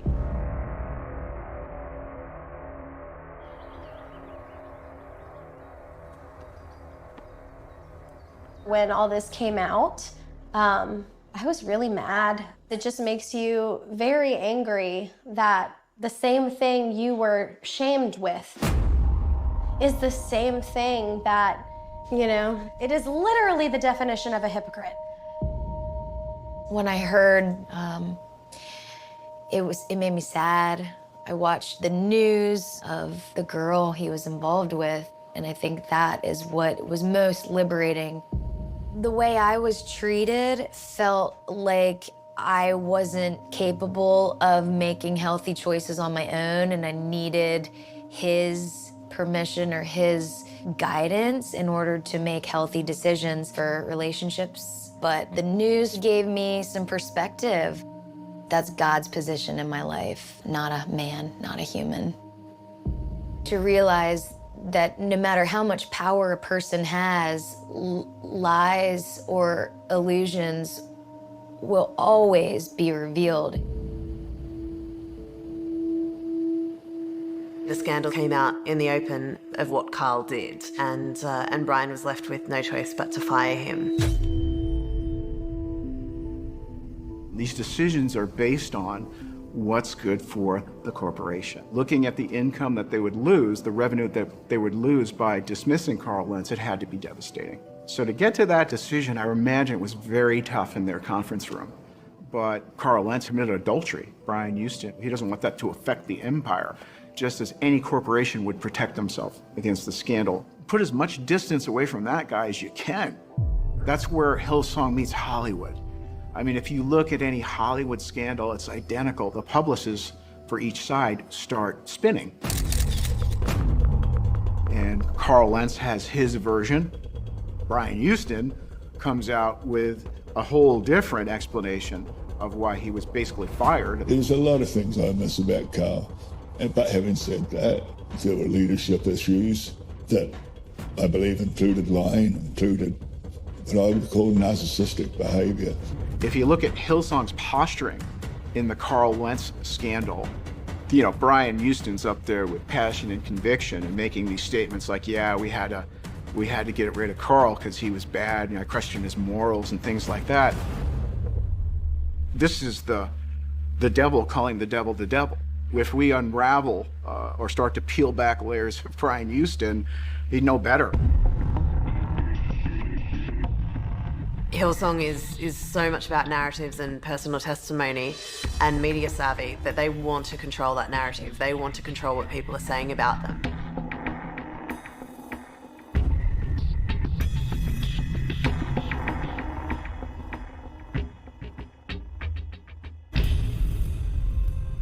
The significant nature and the serious nature of the moral issues just meant that I have believed, and our global board believes, that the only way to go was to terminate Carl and really start with a fresh start.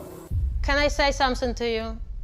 Yeah, you are saying something to her in the past 2.5 hours. Audio from Brian did not just pop up easily like this. If you want people to know something, you find a way how to bring this narrative and how to groom people into people's ears. Into the people's ears. I can honestly say before God, the first time I ever heard any moral complaint against Carl was when Tolu contacted me.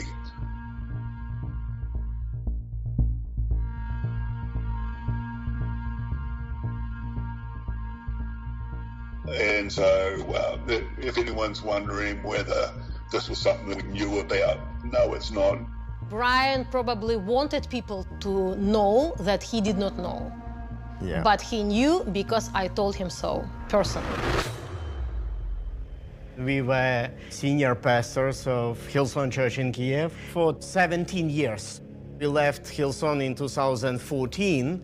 New York started about 2010. And we saw some things, I'm not gonna tell you how, but we saw them even back then. I saw some inappropriate behavior, and I saw some even immoral behavior, not me, but people who were around Carl helping him to start a church, people whom we knew and we trust.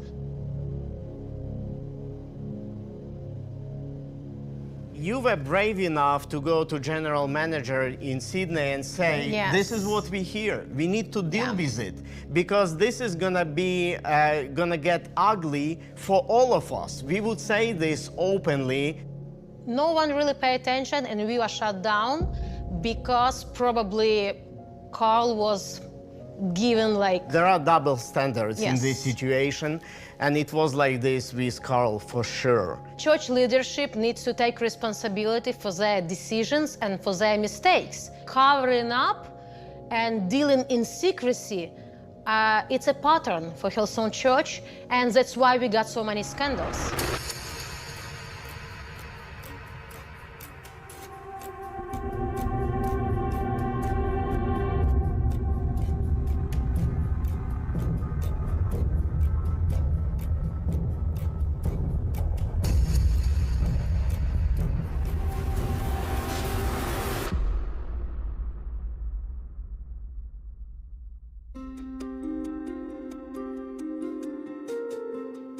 Brian Houston saying that he wasn't aware of what was going on within the walls of his churches. I can't believe that. Of course he knew about it. You know, he's the CEO of a multi-million-dollar corporation, and Carl Lentz is the superstar. His branch is creating the most wealth for Brian Houston, so you can be dang sure he's going to know about it. Oh, Brian Houston obviously knew. And as well, there's so many pastors who have cheated on their wife, and that's not why they're fired. So why is it that when Carl all of a sudden does this, he's fired? There had to be something behind that.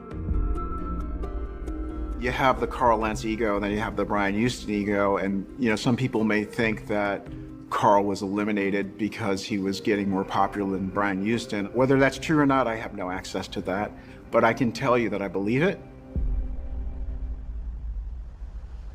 I can't confirm, I don't know, but the rumor is that he and Laura were planning to make their exit from Hillsong. They were gonna go, and I think Brian knew his profile was too high and that people would follow him. Even if he didn't ask them to, people would follow him. So I think it was just kind of getting rid of him and trying to tarnish his brand.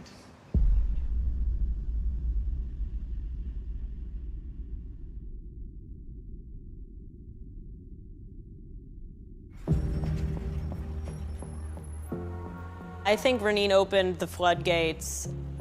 Sharing her story has encouraged a lot of other former Hillsong congregants to come forward and share their own stories.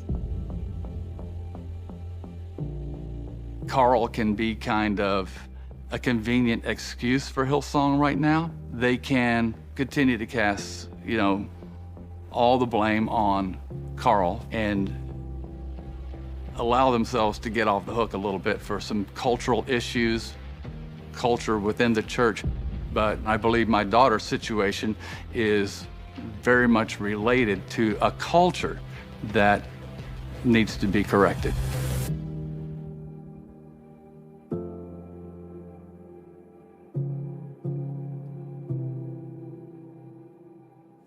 First, let me say, my heart goes out to Anna Crenshaw. She is a victim of a crime and was clearly traumatized and hurt by Jason May's actions. I'm not here to defend Jason at all. However, it is important we understand all the details of what happened. One thing I do know is we're not talking about a sexual predator here. We're talking about a young married man, who did something stupid, got much drunker than he should, and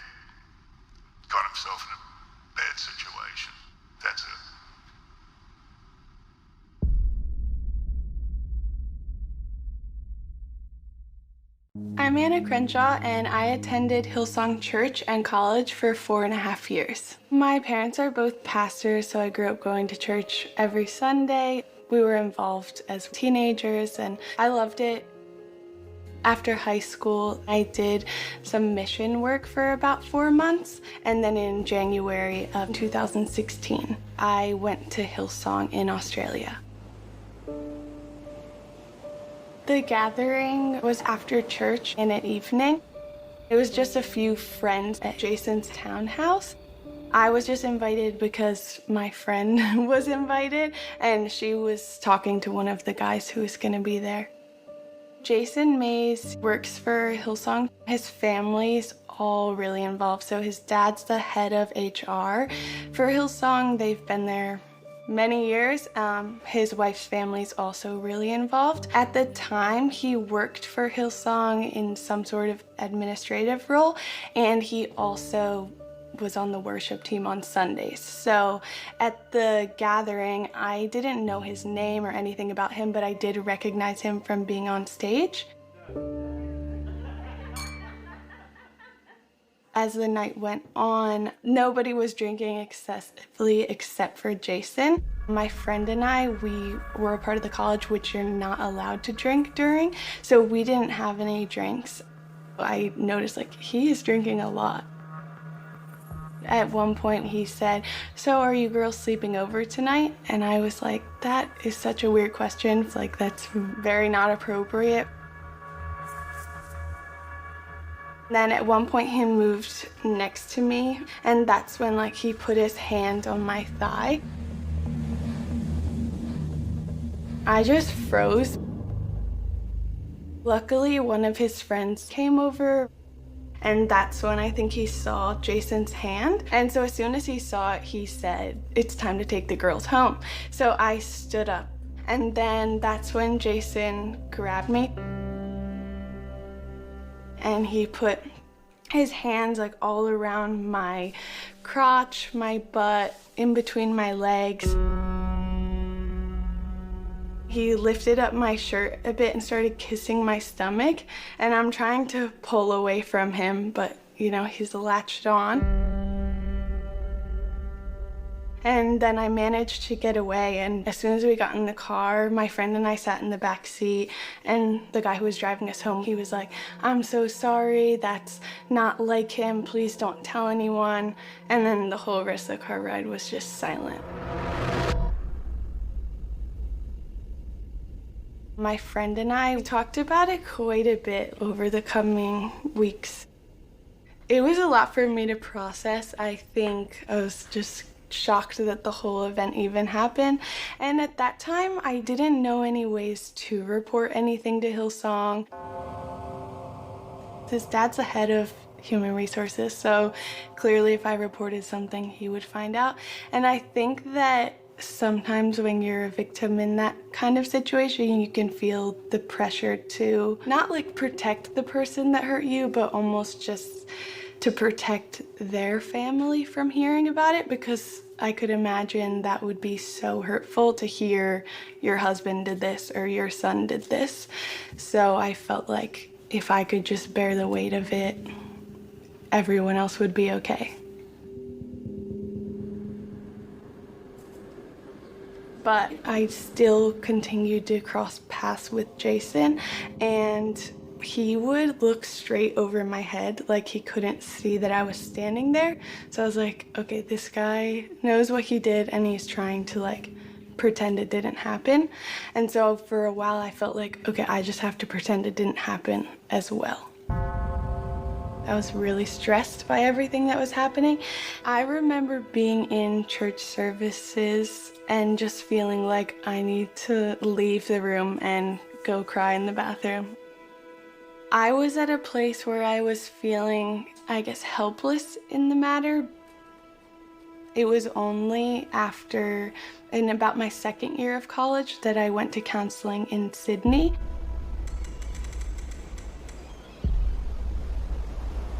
I felt ready to use my voice. I was actually feeling quite empowered by that point.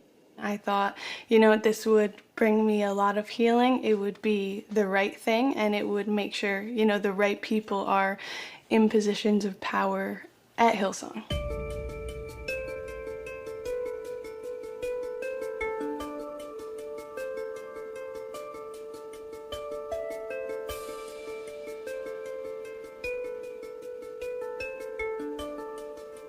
So by the third time they brought me in, Margaret was definitely checking for, mix-ups or errors, because she asked me specific questions like, are you sure Jason's wife wasn't there? And I'm like, yes. Are you sure it wasn't a formal dinner? I'm like, yeah, it wasn't a formal dinner. I've said this the whole time. Then I just knew, okay, they are not on my side. This feels like an interrogation. At this point, Jason was still singing on Sunday, he was still working at church. Nothing had happened for him except for maybe one meeting where they asked him about what happened. But if a student does something wrong, whether that is get drunk or drink alcohol or they sleep with their partner, you're sent home.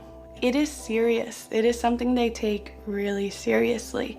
Yet, if a person on staff assaults a student, it's looked at differently. That does not line up.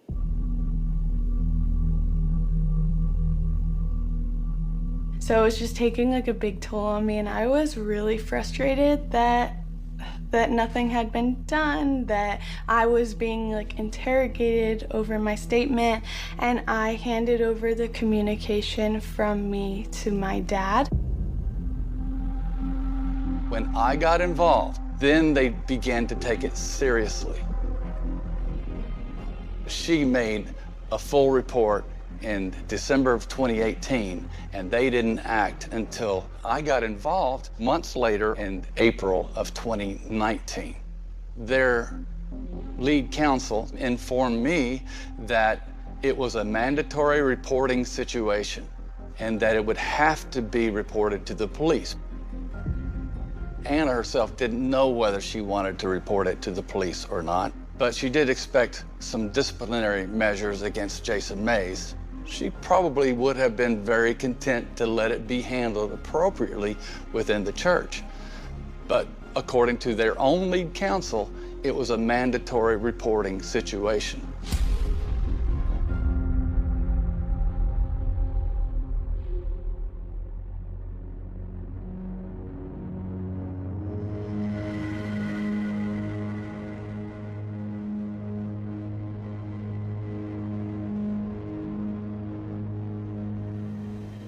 I had it hanging over me for so long because it was in the dark.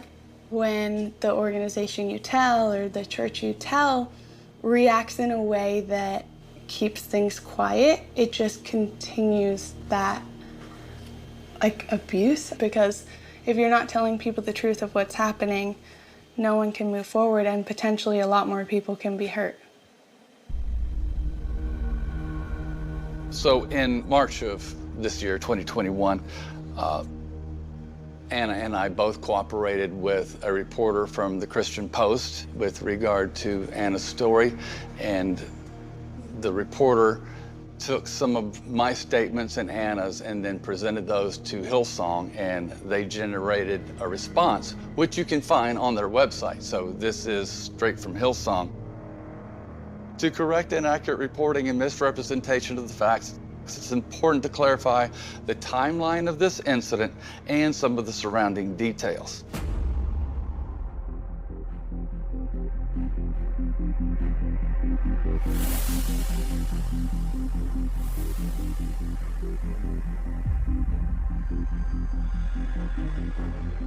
They know that they were sitting on it, hoping that the problem would just go away, minimizing the problem, continuing to question her, continuing to make her tell her story over and over again.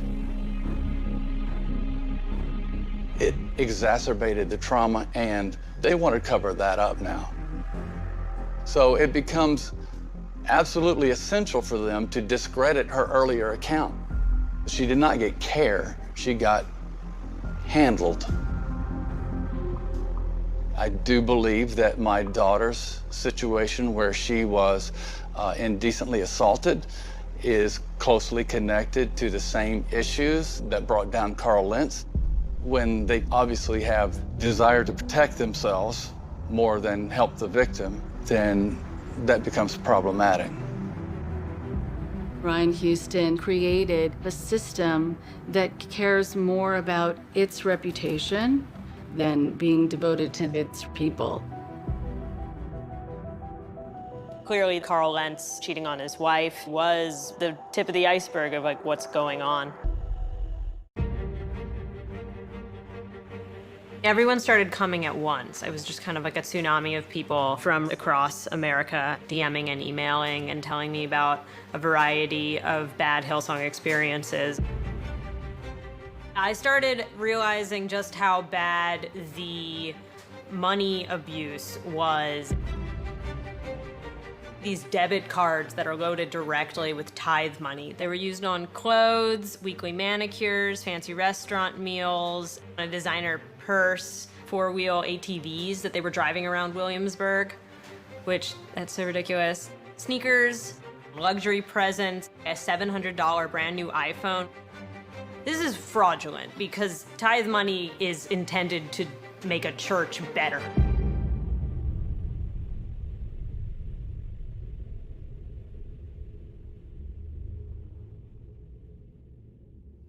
We heard from people who had been inside the organization who clearly aggressively wanted people to know what was going on. They revealed that senior members, the sort of staffers all over the church, were having inappropriate sexual relationships with these volunteers, to the point that one member of staff had found another member of staff having sex with one of the volunteers at the church. The firing of Lentz in New York opened the floodgates for Hillsong. A letter to New York leadership in 2018 surfaced alleging abusive behavior by church leaders. In the months that followed, a senior staffer in New Jersey resigned over what a church spokesperson said was an inappropriate message on social media. Hillsong announced its pastors in Dallas resigned. The church there closed.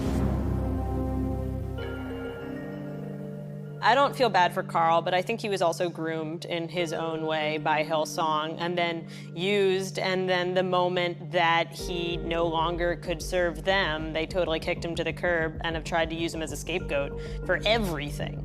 When it's like, all right, obviously some of these things are a little bit bigger than just one pastor in New York who had an affair. The recent series of scandals has really damaged any trust in the church, and without the celebrity backing, I don't know how long they'll be able to maintain the congregation they currently have. But Brian Houston will do whatever it takes to ensure that he's controlling the narrative.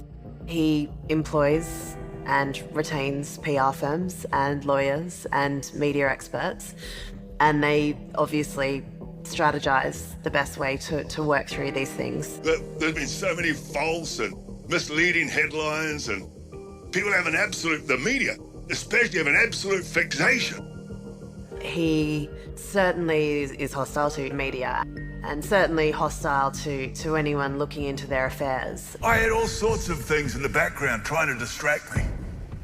Having to answer stupid, dumb questions from, well, stupid, dumb media. Don't tell anyone I said that. But I mean, they were stupid questions. Stupid questions. And all sorts of things that the devil just tries to use. He wants to look most of the time as a victim, so people feel bad for him.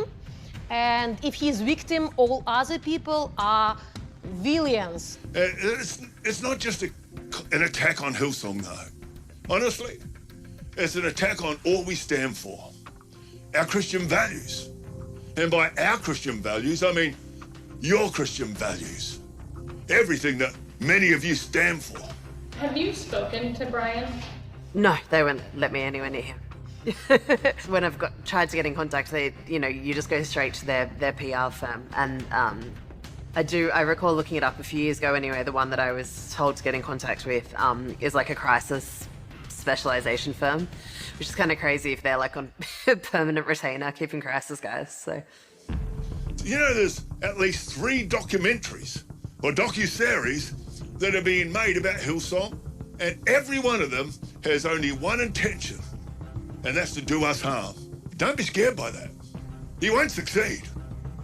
Australia, they've been trying to do that for over 20 years.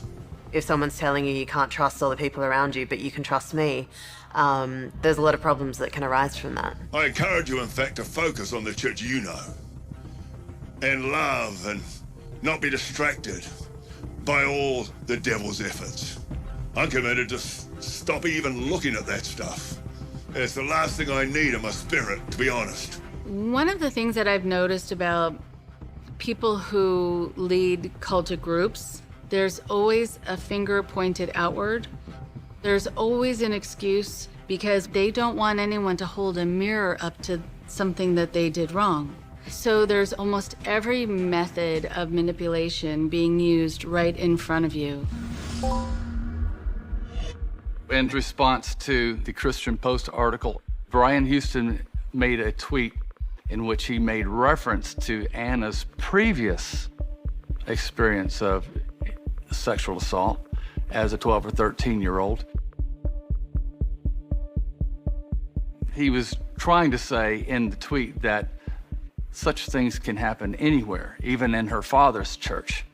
And people around the world who saw that tweet recognized that it was atrocious to refer to a previous victimization as a way of diminishing the impact of her current situation. And he quickly took it down. He actually sent me an apology. I told him in my response to his text that I have a hard time accepting his apology as serious when the only thing he apologized is for a tweet that went public that he can't deny responsibility for, and yet at the same time say that there are disputed facts. I think it completely was an act of victim shaming because it basically just made it seem like, oh, well, she's had this happen before, so it could just make people think something of me rather than looking at how they've handled the situation.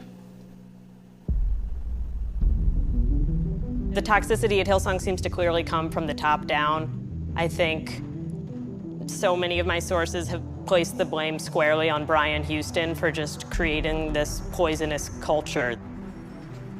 Most of us, it was the system, and the system that he was, perpetuating. So like Brian Houston will point the finger at Carl Lentz. Carl Lentz will probably point it back at Brian Houston. And I'm like pointing it at both of them. It's all about the brand. It's his baby. He's built it up from 45 people in a school hall in Western Sydney. He's got, churches in 30 countries and 150,000 people a week. And he will protect the brand at all costs. To reach and influence the world.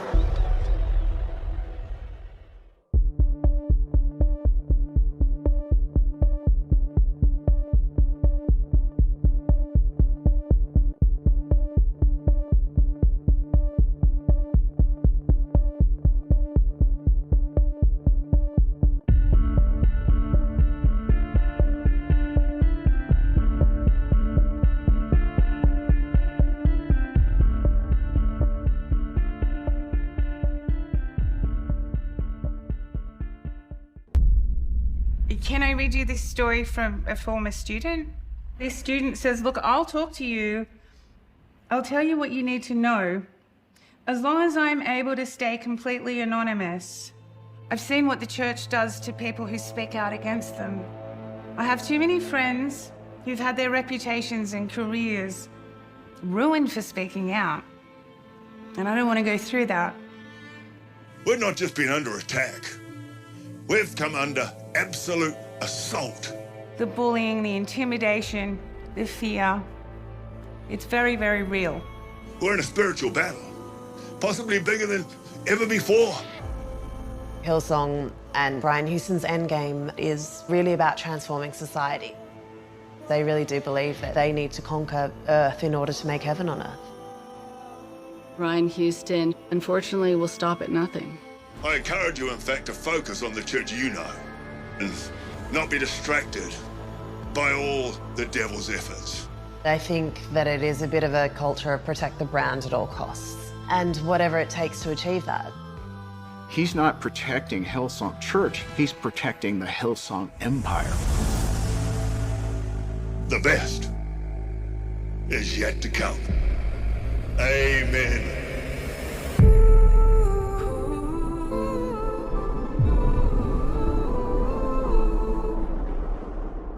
I sat at a desk one day. We were 10 years old as a church. I would have been 39 years of age.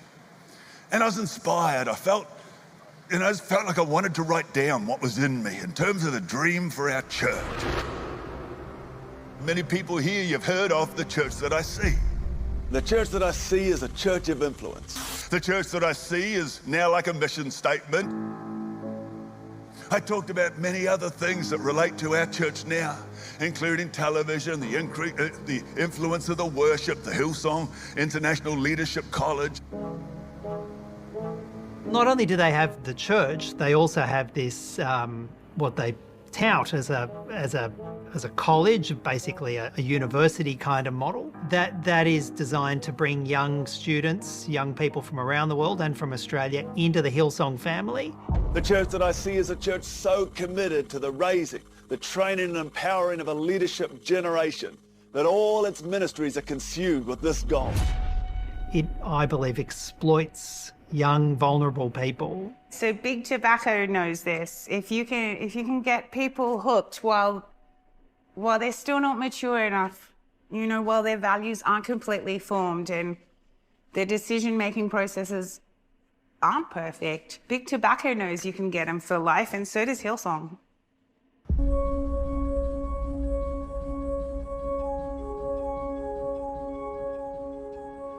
My name is Yolandi and I attended Hillsong College. My name is Elizabeth Curette and I attended Hillsong International Leadership College from 2005 to 2008. My name is Bailey Krozik. I attended Hillsong College from July 2017 to July 2021.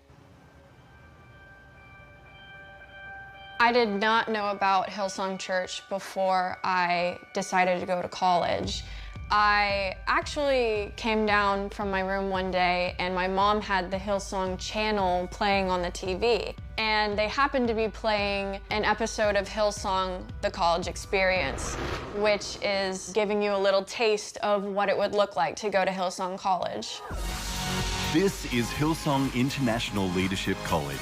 Our aim is to develop your gifts and skills. Hillsong College, where God prepares you for your future. I was studying film in Cape Town, and I remember they dropped a DVD at our college, which was a Hillsong DVD, a worship DVD of missionaries going around and filming, in these different countries, and it really spoke to me in a big way. And I think that really tugged on my heart. And that's one of the things that drew me to Hillsong College. I wanted to change the world, and Hillsong wanted to change the world, and I thought those two things fit together. I knew I wanted to go to Bible college, but I did not want to go anywhere that didn't acknowledge dance as a form of worship, as a form of just gifting from God. So then I connected with Hillsong because I was heavily involved with Campus Crusade for Christ at Ball State, and I was on the worship team, had a great experience, and we did a lot of Hillsong music. And I just found it great. And so I did what I knew to do, was pray and ask God for confirmation, and he did that. They go above and beyond to make Hillsong College look as enticing and just full of opportunities and creativity as possible. And how, as an 18-year-old, could you not look at that and say, whoa, this is unlike any other church community I've ever been involved in before? Hold on. Is that a danceable song? Yeah. Okay, that's good. Keep going. They told me, you can make a real change if you come to Hillsong. I felt it was God's calling on my life. I thought this was going to be the beginning of my life. But from day one, the moment I landed, the second that I landed, it was a disaster. I had my luggage lost, and so I had no clothes. I told myself, just be grateful you're here. You're here, it's gonna work out, have faith.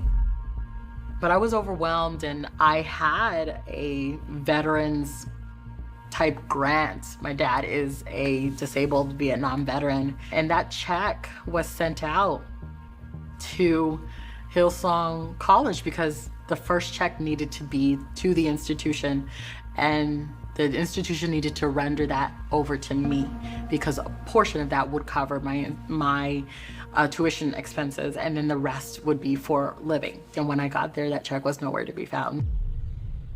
The Christian church that I was attending at home, they were a safe space, and if I needed anything, they were there. And I literally thought that that was the same experience I was gonna have at Hillsong Church and Hillsong College, and they had very little empathy. It was dismissed right away. They don't wanna hold any responsibility to how you're feeling, to your experiences, because that's your own journey. That's your journey with God. It must be with you. Or, you know, we all go through suffering and persecution, and this is part of the Christian life. And a lot of people probably will say, well, why didn't you follow up with it? Well, at the time you're thinking, well, you know, let me just forgive. You let it go to not harbor any resentment, not harbor any bitterness. You need to be grateful that you're here. God is gonna cover you. He's gonna figure it out. I felt lost, and eventually I lost weight because I didn't have enough food to eat. It got to the point where it was so difficult. I had roommates, some very reluctantly, and one in particular who helped me out when she was even struggling herself. I would say the biggest red flag moment was when we are starting to sign up for classes, we have to get green lighted or red lighted for the Working with Children's check. How they framed the Working with Children's check was, we need to brief your background and your history with if you've had sex, if you've done drugs, if you were drinking, any of this within the last year.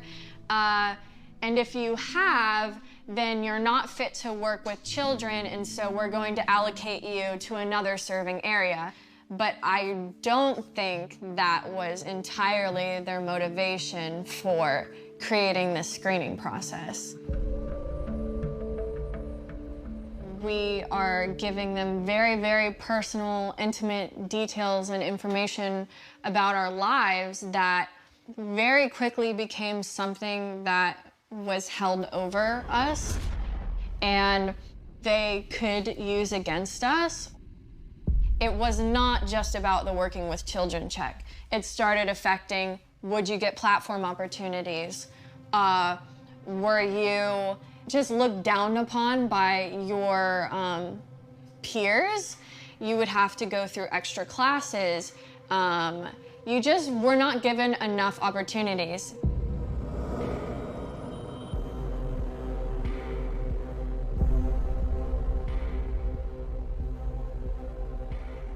So I actually have my journal from when I first got to college.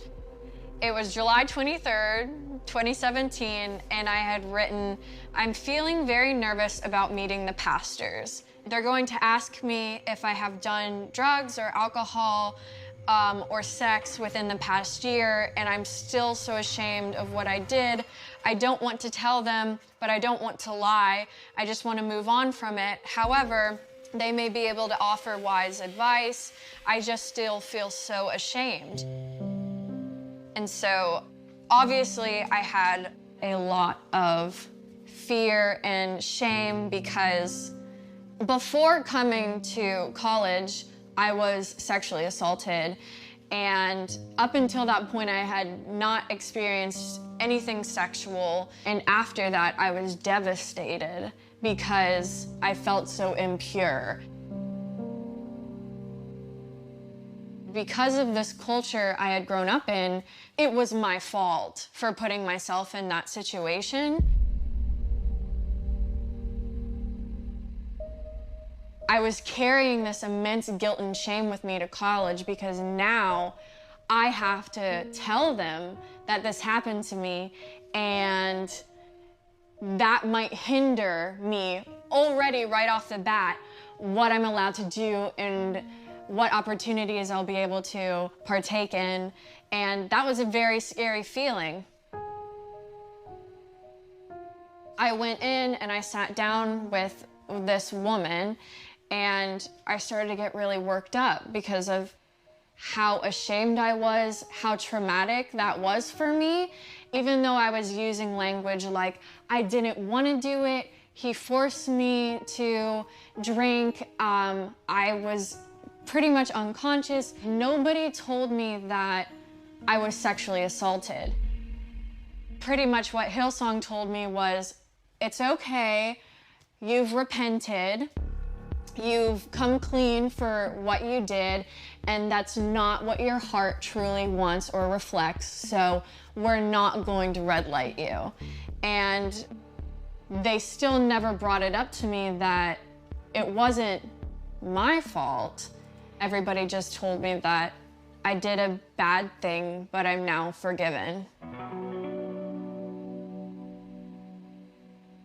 It's very upsetting when I think about sitting there with an older, wiser woman, and they didn't help me. I do believe that is also a control thing. Your record of if you've been green lighted, if you've been red lighted, the special classes you've had to take, all of these things are recorded and they're kept. It's always over your head. Looking back on this experience, I do believe that it is the beginning of a brainwashing process. It's just very, very messed up.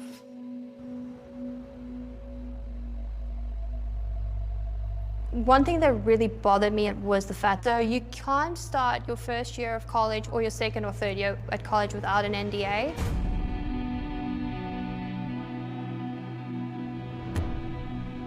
You can't share recordings, you can't share class introductions, you can't share stories with family and friends, and you basically sign your rights away.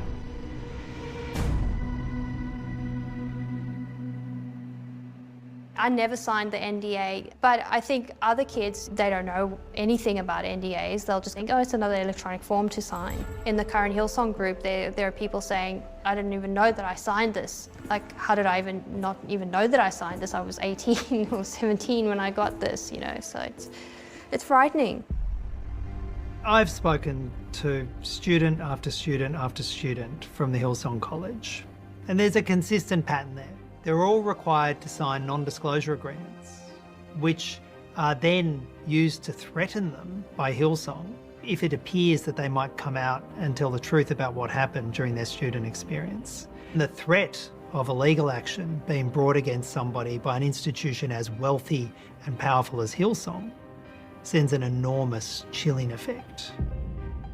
If you were a church that is open and trusting, why would you get your members to sign an NDA? Unless you're hiding something, of course.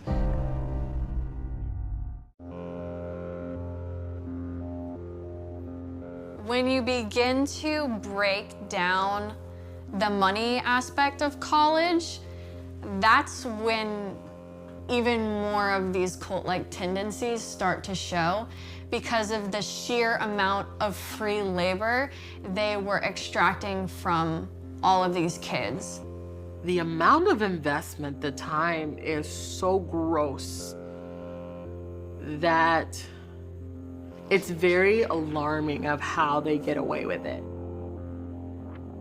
You're required to serve at the church during the weekend. You're required to serve at the college in the chapels, and you're required to serve in your internship. I was editing their programs for free as part of my college.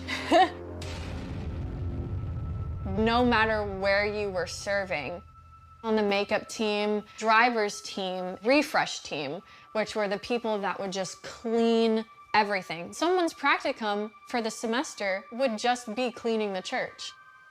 But it was, at the end of the day, all just adding up to free labor.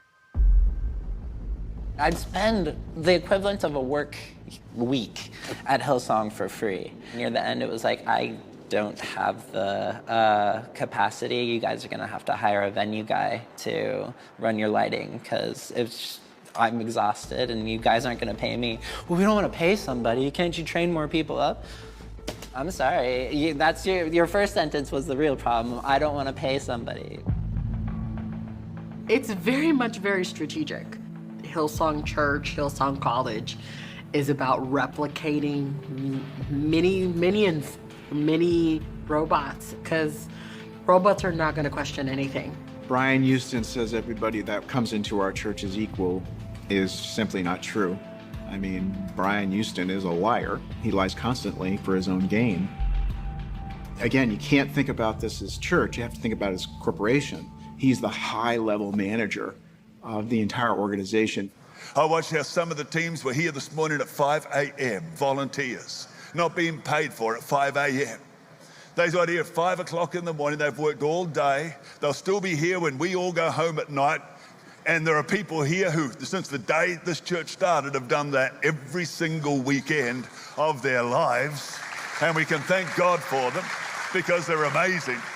They're amazing. But I also believe that that's the kind of attitude that can cause people to see their own dreams come true. They make it seem like this is good experience for you, and so that's the mindset you are holding on to, but really they are just using you. It's all about the God of money. It's not really, it's using God and Christ as a marketing piece.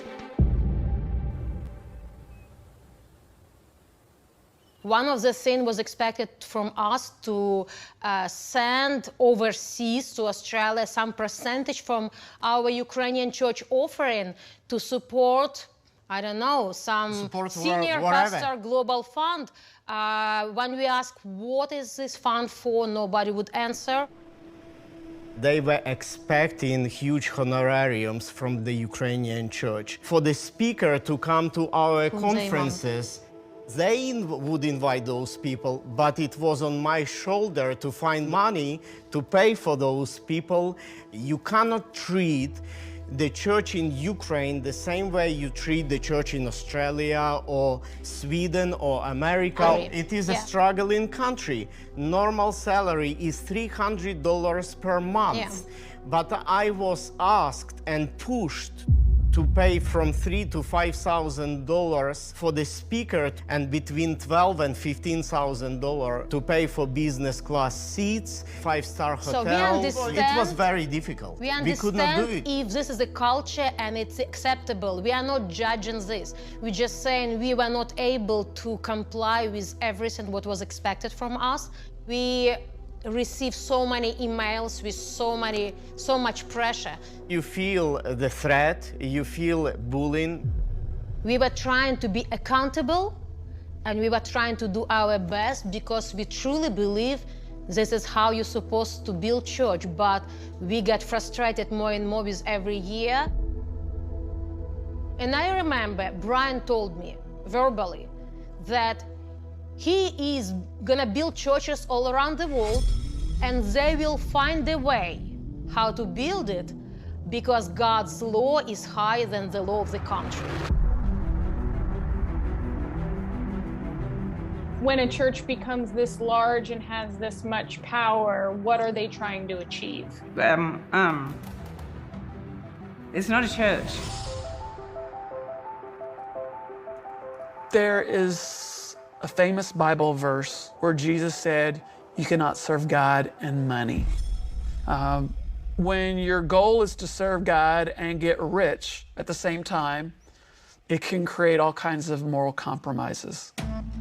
I'm a private investigator for Trinity Foundation, a nonprofit organization that specializes in the investigation of religious, financial fraud, theft, and excess, which means extravagant lifestyles of religious leaders.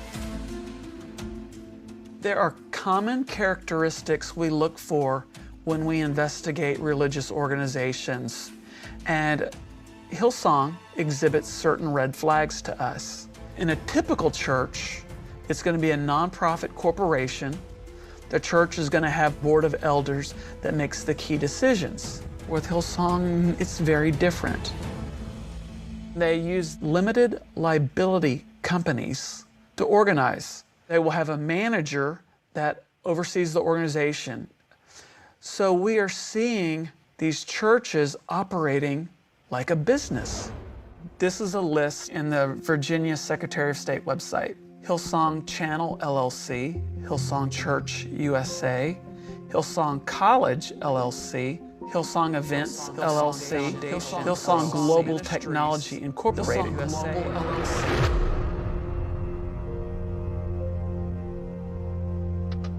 He's containing risks so that if the church is sued for abuse or you lose a lawsuit for millions of dollars, the church property wouldn't be required to be sold just to pay that legal judgment. Hillsong has acquired more than 30 properties in Maricopa County, Arizona. This is where Hillsong has a church, and it's where Hillsong College is located. This one property listing that's over $9 million in 2021, and it's the most expensive property Hillsong has in Maricopa County. This is just one property. When you add 30 additional properties, that amount, it just keeps going higher and higher.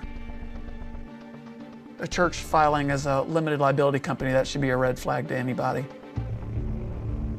You have all these schemes within the scheme. This is an unfortunate part of the nonprofit because you have institutions like Hillsong that are completely manipulating that. They want you to believe Brian Houston is doing this all for God and the kingdom. He's not. He's doing it to make himself very wealthy. Bobby and Brian Houston are absolute millionaires many times over, and they live a very luxurious life at the behest of their congregation. We have seen across the world how churches have so often prioritized their own reputation and their own wealth, how they've put that before the interests of victims and survivors. And that was part of Hillsong's strategy. I see a people so kingdom-minded that they will count the cost and pay whatever the price to see revival sweep this land. Brian Houston tends to say little lingos, and that's like the lingo for the year. So there had been a lingo of, do you believe we get to do this? And that became like the biggest thing that volunteers would say every Sunday. You'd be exhausted, you'd be tired, people would have panic attacks in the break rooms. And everyone would just look at each other and be like, wow, do you believe we get to do this? And it was repeatedly said, and you start to believe it. Now that I look back, I'm like, damn, that they're trying to manipulate you into receiving and accepting the abuse that they're causing. That all stems from the top. The foundation of how Hillsong Church was founded on abuse from his father.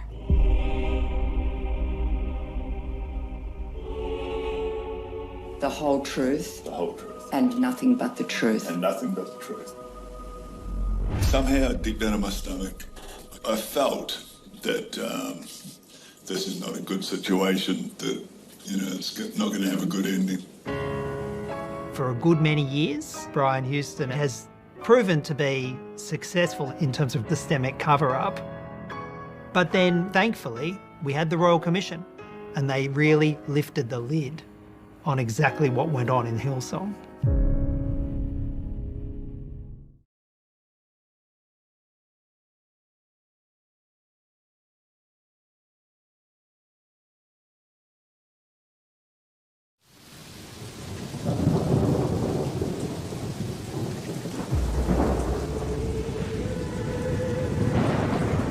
I've been in Parliament now for 11 years, and through the whole of that time, one of the core campaigns that I have taken on is to try and hold institutions account for institutional child abuse. Initially, a lot of the focus was on the larger traditional churches, the Catholic Church in particular.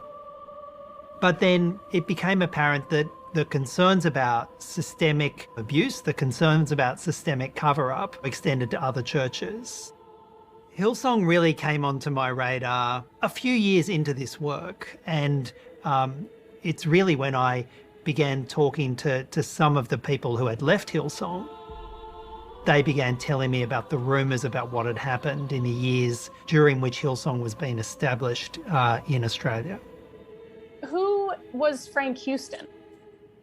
Frank Houston was the person who basically established Hillsong. God anointed Jesus of Nazareth with the Holy Spirit and with power. He is the father of Brian Houston. He originally came from New Zealand, and over the course of the 1970s and early 1980s, came to Australia and effectively established the initial church that over time became Hillsong.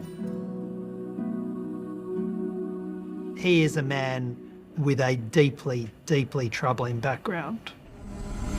Could you repeat after me, please? I do solemnly, sincerely and truly declare and affirm that the evidence I shall give in this Royal Commission shall be the truth, the whole truth, and nothing but the truth. Thank you.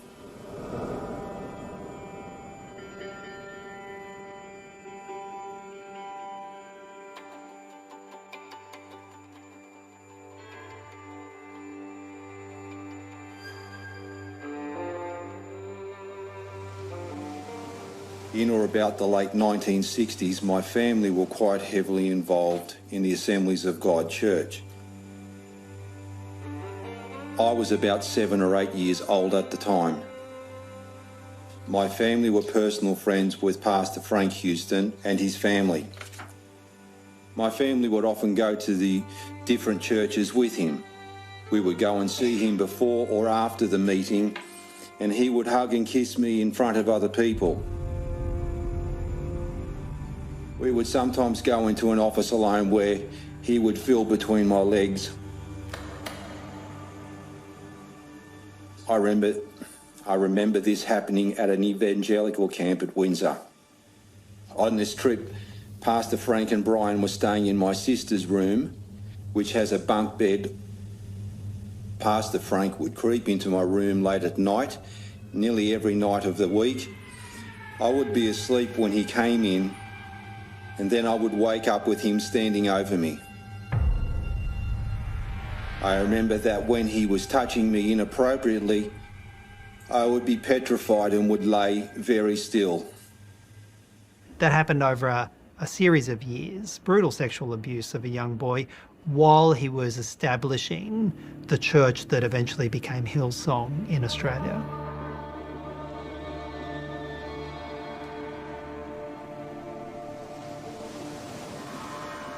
Brett Sangstock was that young boy who Frank Houston abused.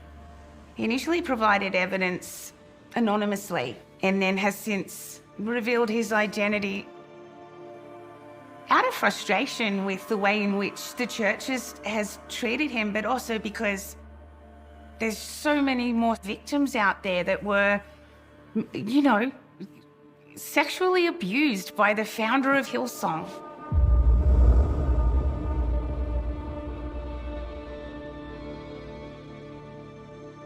He turned around and said to me that, you know, you're my golden boy and you're special to me and all these sort of things, which as an adult now I look back at, it makes me want to vomit. I do know from Brett that he was repeatedly abused over years by Frank Houston.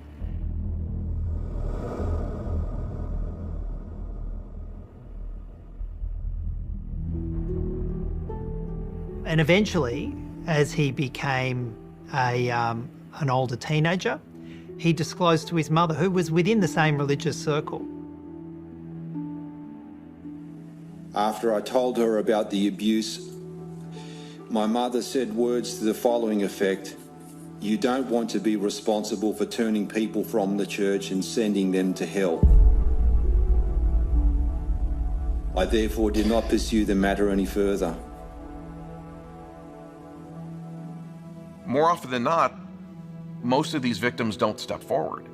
And these offenders know that. They exploit that over and over and over again. But when they do step forward, there's a tremendous amount of guilt. This whole church that's been doing wonderful things for the kingdom, everybody's gonna be looking at me going, wow, you're the source of why things began to implode.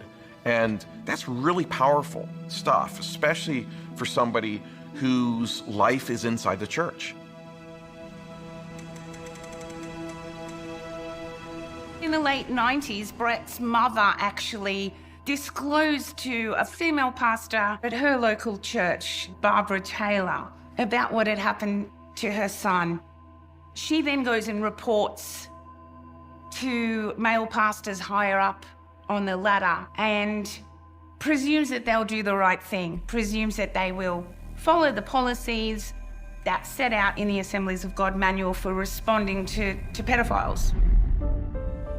The only conduct I had was from Pastor Frank himself, who started calling me and my mother on a regular basis. When he called me, he would say words to the following effect: "I want to get together to discuss some sort of money as a compensation to you. I don't want this on my head when I stand in front of God." Confess your sin to the Lord and he'll blot it out. Frank appears to be very concerned with getting forgiveness before he dies.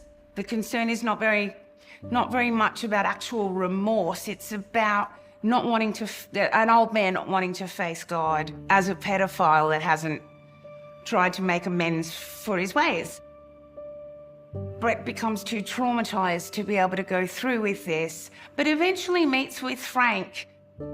Frank insists on giving Brett $10,000 or promising Brett $10,000. Nowhere near a fair payment or even a pretend to be a fair payment to Brett. To give you some idea of the contempt that Hillsong showed to this victim of Frank Houston, the final arrangements for the payment were negotiated at a McDonald's restaurant. The documentation, if you could call it that, was literally written on a napkin. The disrespect that shows to a survivor of abuse, for me, that still cuts through that utter disrespect they showed to Brett. At this stage, I was nearly going into a panic. I just wanted to get away from the whole situation. I signed the napkin. Pastor Frank then said words to the following effect: "If there's any problem, contact me or Brian and you'll get your money." Well, Brian Houston knew, and indeed the Hillsong Church's own records show, that he and the governing council of Hillsong were very much aware and indeed discussed and debated the fact that Brett Sangstock had come forward and disclosed the abuse by Frank Houston. They wanted to protect the founder of Hillsong.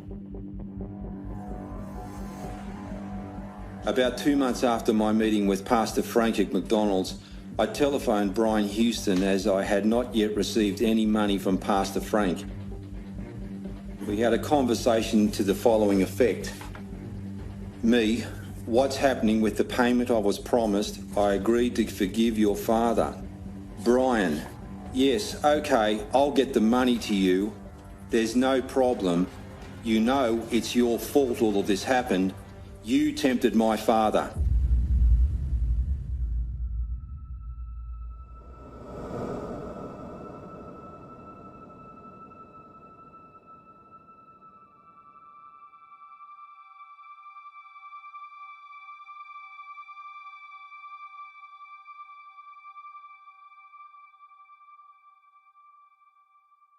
At no point did any of the adults in his life, did any of the adults he disclosed it to, take his story, take his evidence to the police in Australia to try and seek some justice. Under Australian law, if you are given evidence or proof of a serious criminal offence, you can't just ignore it.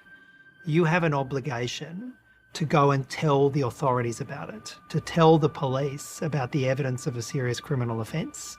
And if you don't, you can be held to account with criminal charges.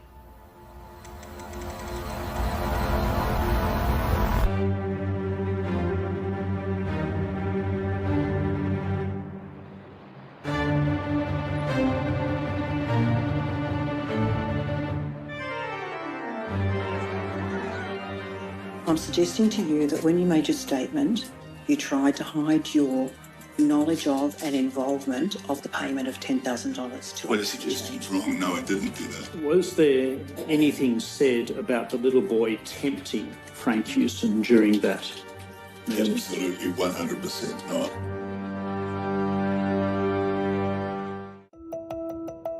What I've consistently heard from abuse survivors from faith communities has been the following. The abuse that was perpetrated against me by the perpetrator was traumatic, and it's going to take a lifetime for me to process it and heal from it. But what was worse than that was the response of the very community that I thought was going to be my greatest advocate, but who turned their back on me. That I don't know if I'll ever heal from. That's really profound if you think about it.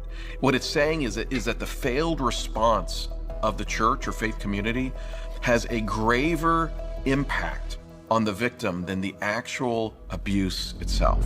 In this Royal Commission. In this Royal Commission. Shall be the truth. Shall be the truth. The whole truth. The whole truth. And nothing but the truth. And nothing but the truth.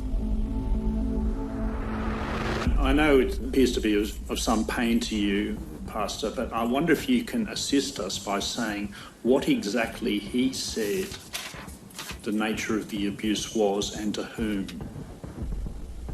It was very clear that he was talking about a minor. And the reason I remember is because it hit me in a 10-second period in a wave, because I was like homosexual, get my head around that before my consciousness went to, hold it a minute, we're not just talking about, homosexual, we're talking about paedophilia. So yes. I can still remember it very clearly. So you understood it was sexual abuse? Absolutely. You understood it was an allegation made against your father? Absolutely.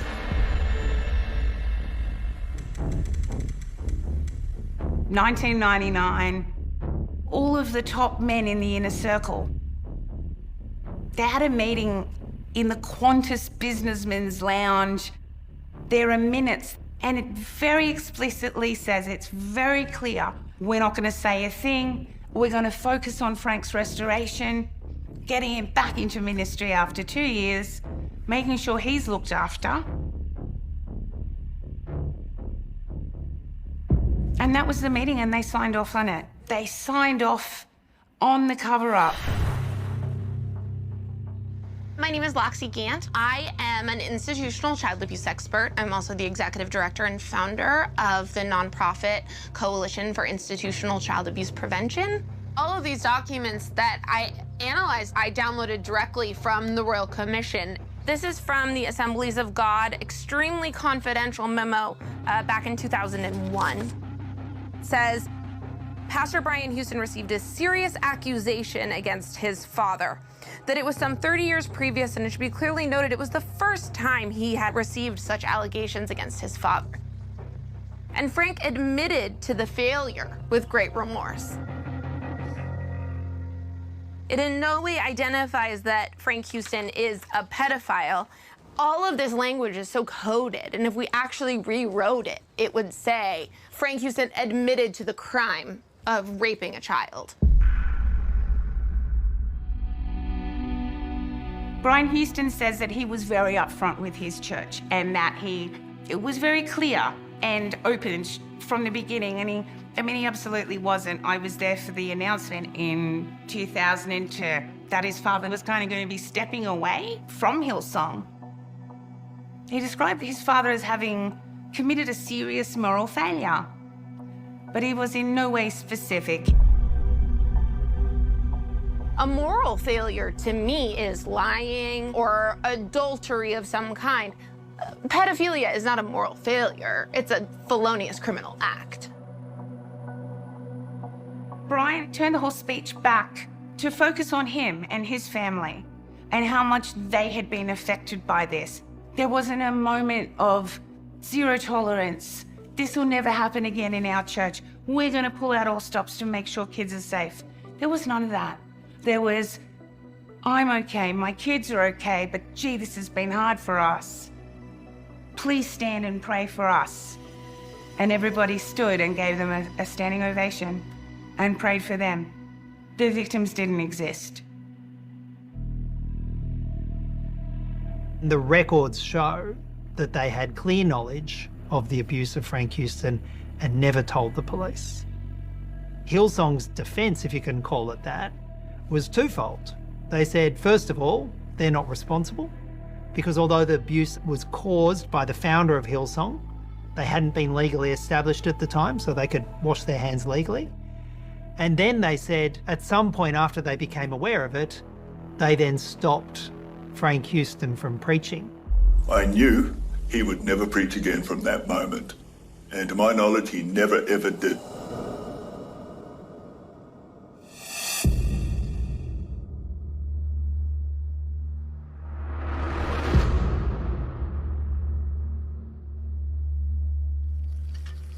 Your own folly can take you out of fellowship, but nothing can separate you from the love of God. And you, and the little boy back there, two little boys, one bigger than the other. A couple of little kids up there, all quite a number. Oh, look at that. You've got a young church here on your hands, which is very wonderful. How old are you, son? 8. I'm 8 too, but it's 82. But what a fantastic young fellow he is. Curly hair, good looking, and it's not your fault you're good looking. So thank God you are. Yeah. Big, strong, healthy, happy.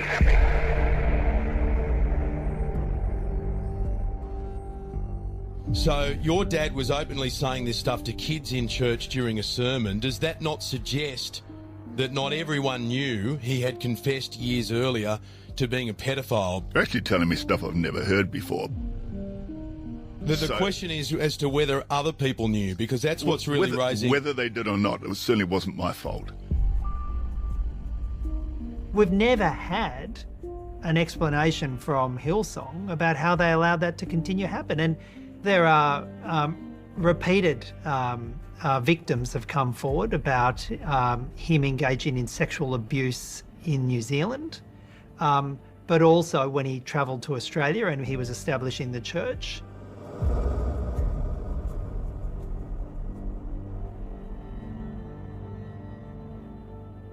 When you think about the crimes of this man, Frank Houston, you know, the repeated crimes on children, the thought that he was ever allowed to have any position of authority after that, those crimes were brought to the attention of Hillsong, again shows another deep, fundamental institutional failure at the heart of this church.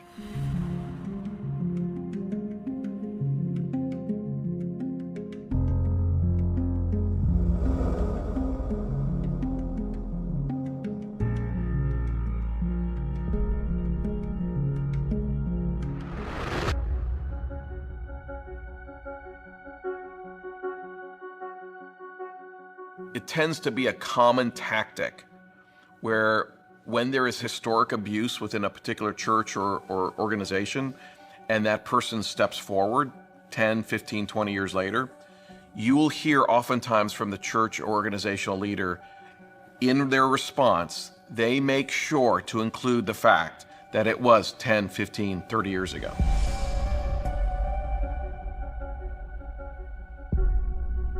It's just this whole method of minimizing a criminal traumatic act is part of a strategy.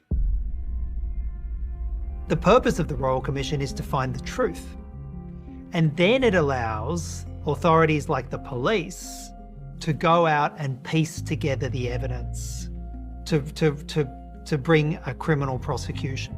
So there was always going to be a period of time of a police brief of evidence that could then go to court. So I waited for that police brief of evidence to happen. Brett Sangstock waited for the police brief of evidence to happen. And after 3 years, nothing had happened. And after 3 years, Brett approached my office and said, what can we do to try and get some accountability? So I raised it directly in Parliament. It's a slap in the face to the Royal Commission into institutional child abuse, and it's a slap in the face to the Australian laws. Still nothing had happened. The Hillsong is access to places that most people don't normally get, and that access is power and it's political. Hillsong is an extremely well-connected church. They have connections to the former police commissioner in New South Wales.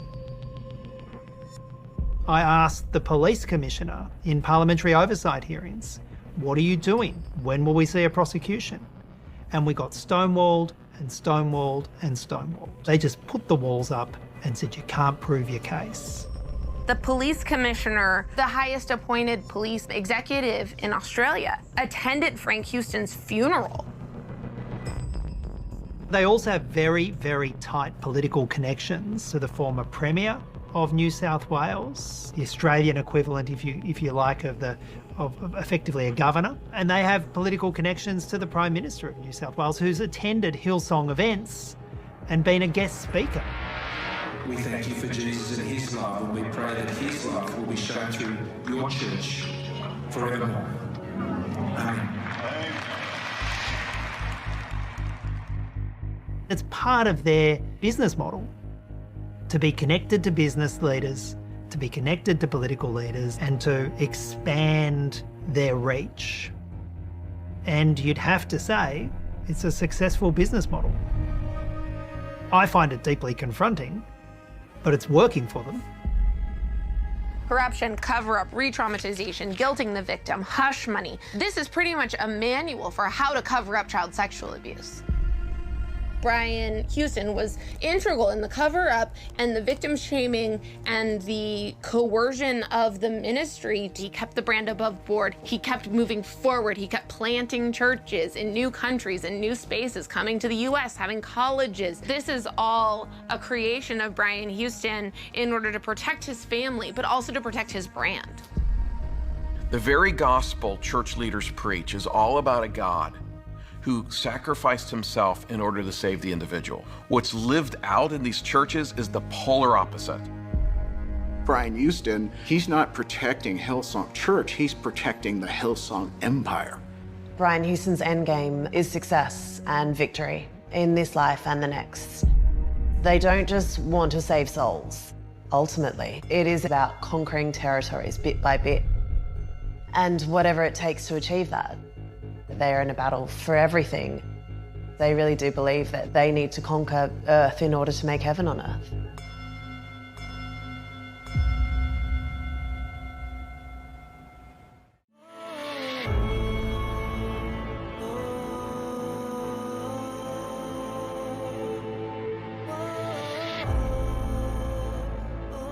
Hillsong and Brian Houston's endgame is really about transforming society. And when you want to transform society, you want to transform it in your own image. But we've always been about equipping and empowering people to be influencers, to lead and impact, believing to raise kings and queens in all the walks and all the spheres of society. Brian Houston believes in this kind of 7 mountains of influence principle, where they feel it's really important to infiltrate like all these sections of society. And that's a very deliberate, premeditated thing. The 7 Mountain Mandate is a modern Pentecostal Christian idea that says that believers should conquer all 7 mountains or spheres of life. So that is religion, family, education, business, arts and entertainment, media and government. Well, what an honour to be standing in the White House, in the Cabinet Room, and to have just had the chance to pray for President Trump. Praise God for the opportunity. They believe that the modern believer needs to conquer those 7 mountains as a good Christian and to create what they call kingdom now, which is creating the earth in God's image to essentially bring on the end times. People who start groups that are these mega groups, to me, often have this need for global adoration. And they would love it if they could hear politicians quoting them. They would love it if there could be movies made about them within the entertainment industry. They would love it if there were corporations built around their name and their philosophy. They're not thinking about other people, even if what they're saying is that they have something that they think everyone else needs. Ultimately, at the end of the day, the only person they care about is themselves. They truly believe that you're supposed to build a church for another human being. Brian said to me, you were building a church for me. And I said, no, I never built a church for you. I did it for Jesus. But he really believes that people build a church for him, which is dangerous. Have you thought about maybe this church is too big, the problems reflect that, then it's time to downsize or take a different approach. Yeah, I'm not sure a church can be too big. No matter how much they get, it's not enough. And they want to get bigger and bigger, and they need to acquire more and more. They often are not able to be ever really satisfied. The Bible says the more they persecuted them, the more they multiplied and grew. That's what I believe is going to happen for us. God is going to turn it around, and the more they persecute us, the more we will multiply and grow. Pentecostalism is converting about 35,000 people per day. It's the fastest growing movement by conversion, certainly. Would we tie Hillsong to that at all? I mean, yeah, Hillsong is certainly converting people. It hurts to look back. Because, yeah, I was used. They took someone who was vulnerable, who wanted just to fit in and find a family, who was in a new city, who wanted to thrive in this thing that I had been raised in, which was church. And they used that so that they could get more people through the doors that looked like me and who were going through the same things as me, to get the money out of them and the seats out of them and more volunteers out of them. More free labor. And if I were to go back and tell myself that, I probably would disregard what I was telling myself. Because I was so into it, I was so embedded in it, I wanted to believe it. How does that make you feel when you think back to that? Damn. I need a minute.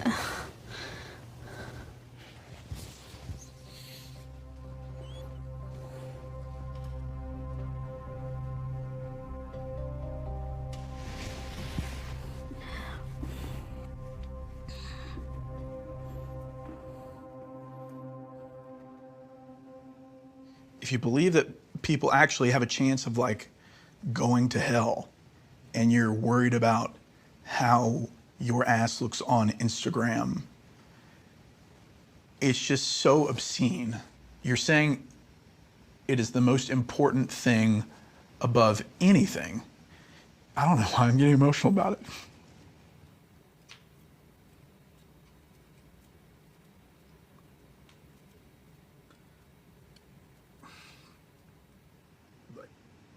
It's like,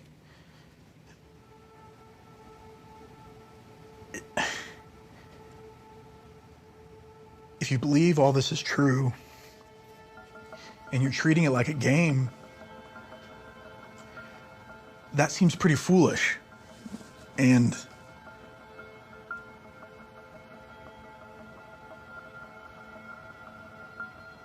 you're basically saying that you don't respect or appreciate how grave the stakes are, or like how large the stakes are.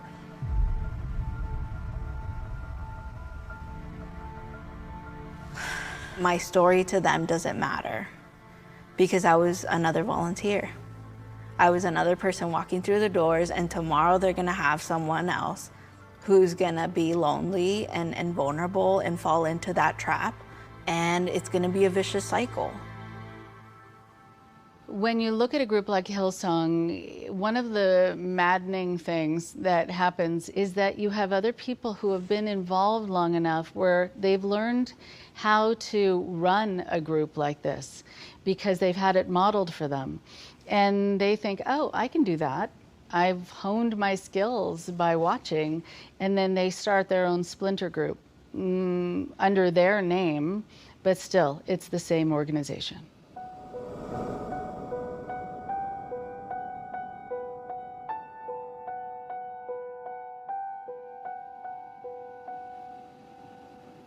So what everyone watching this should be watching out for is if Hillsong no longer exists as Hillsong, it will still exist as something else.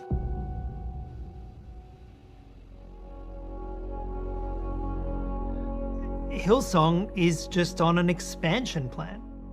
They want to keep expanding in Australia. Their reputation has taken a hit.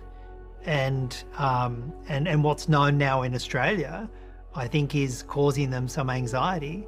But they are hoping to spread their wings into foreign markets, get away from some of this history, and reach over into the United States. And you can't help but reflect on the history of Frank Houston in that regard.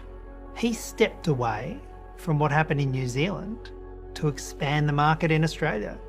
Well, Hillsong is stepping away from Australia to expand the market in the United States. History has a horrible, horrible habit of repeating. I think when you have an institution like Hillsong, where the person who's been in charge and founded it is toxic and doesn't really have the congregants' interests in mind, I think it can't fix itself. It's just kind of a top-down problem. If we would be talking about Brian as a CEO or boss or businessman, we would not have this interview today. The reason why we have this interview because he does not act like Christian. He does not deal the situation with us in a Christian way. I would judge Brian Houston on what he did, not what he said. Nothing about Hillsong surprises me. You'll hear me say again and again, it's not Christianity, it's not a Christian church, it's not a church at all.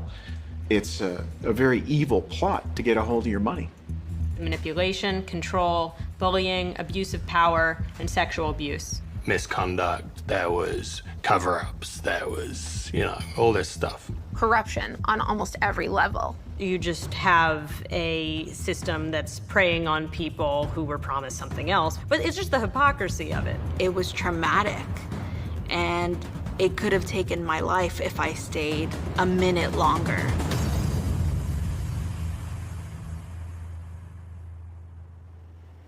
If Brian was sitting here right now, what would you say to him?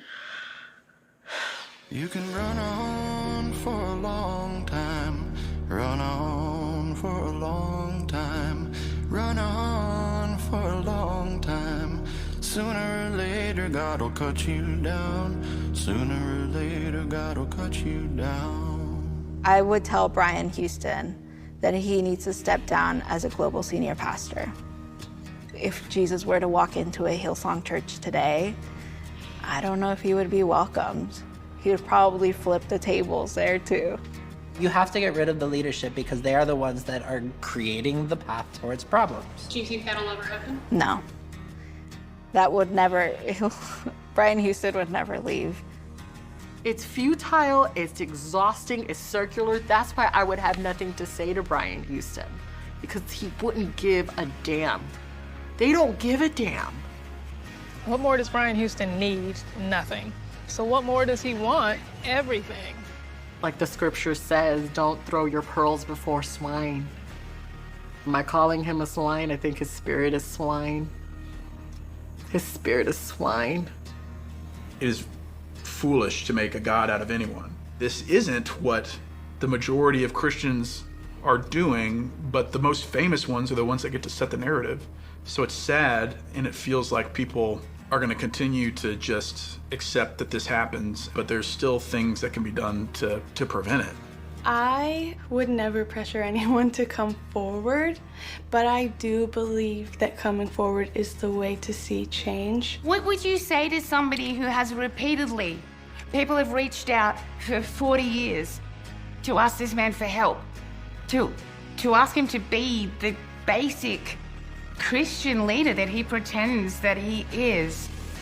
And for 40 years, people have been cast aside. There's nothing to say to Brian Houston. There's nothing to say at all.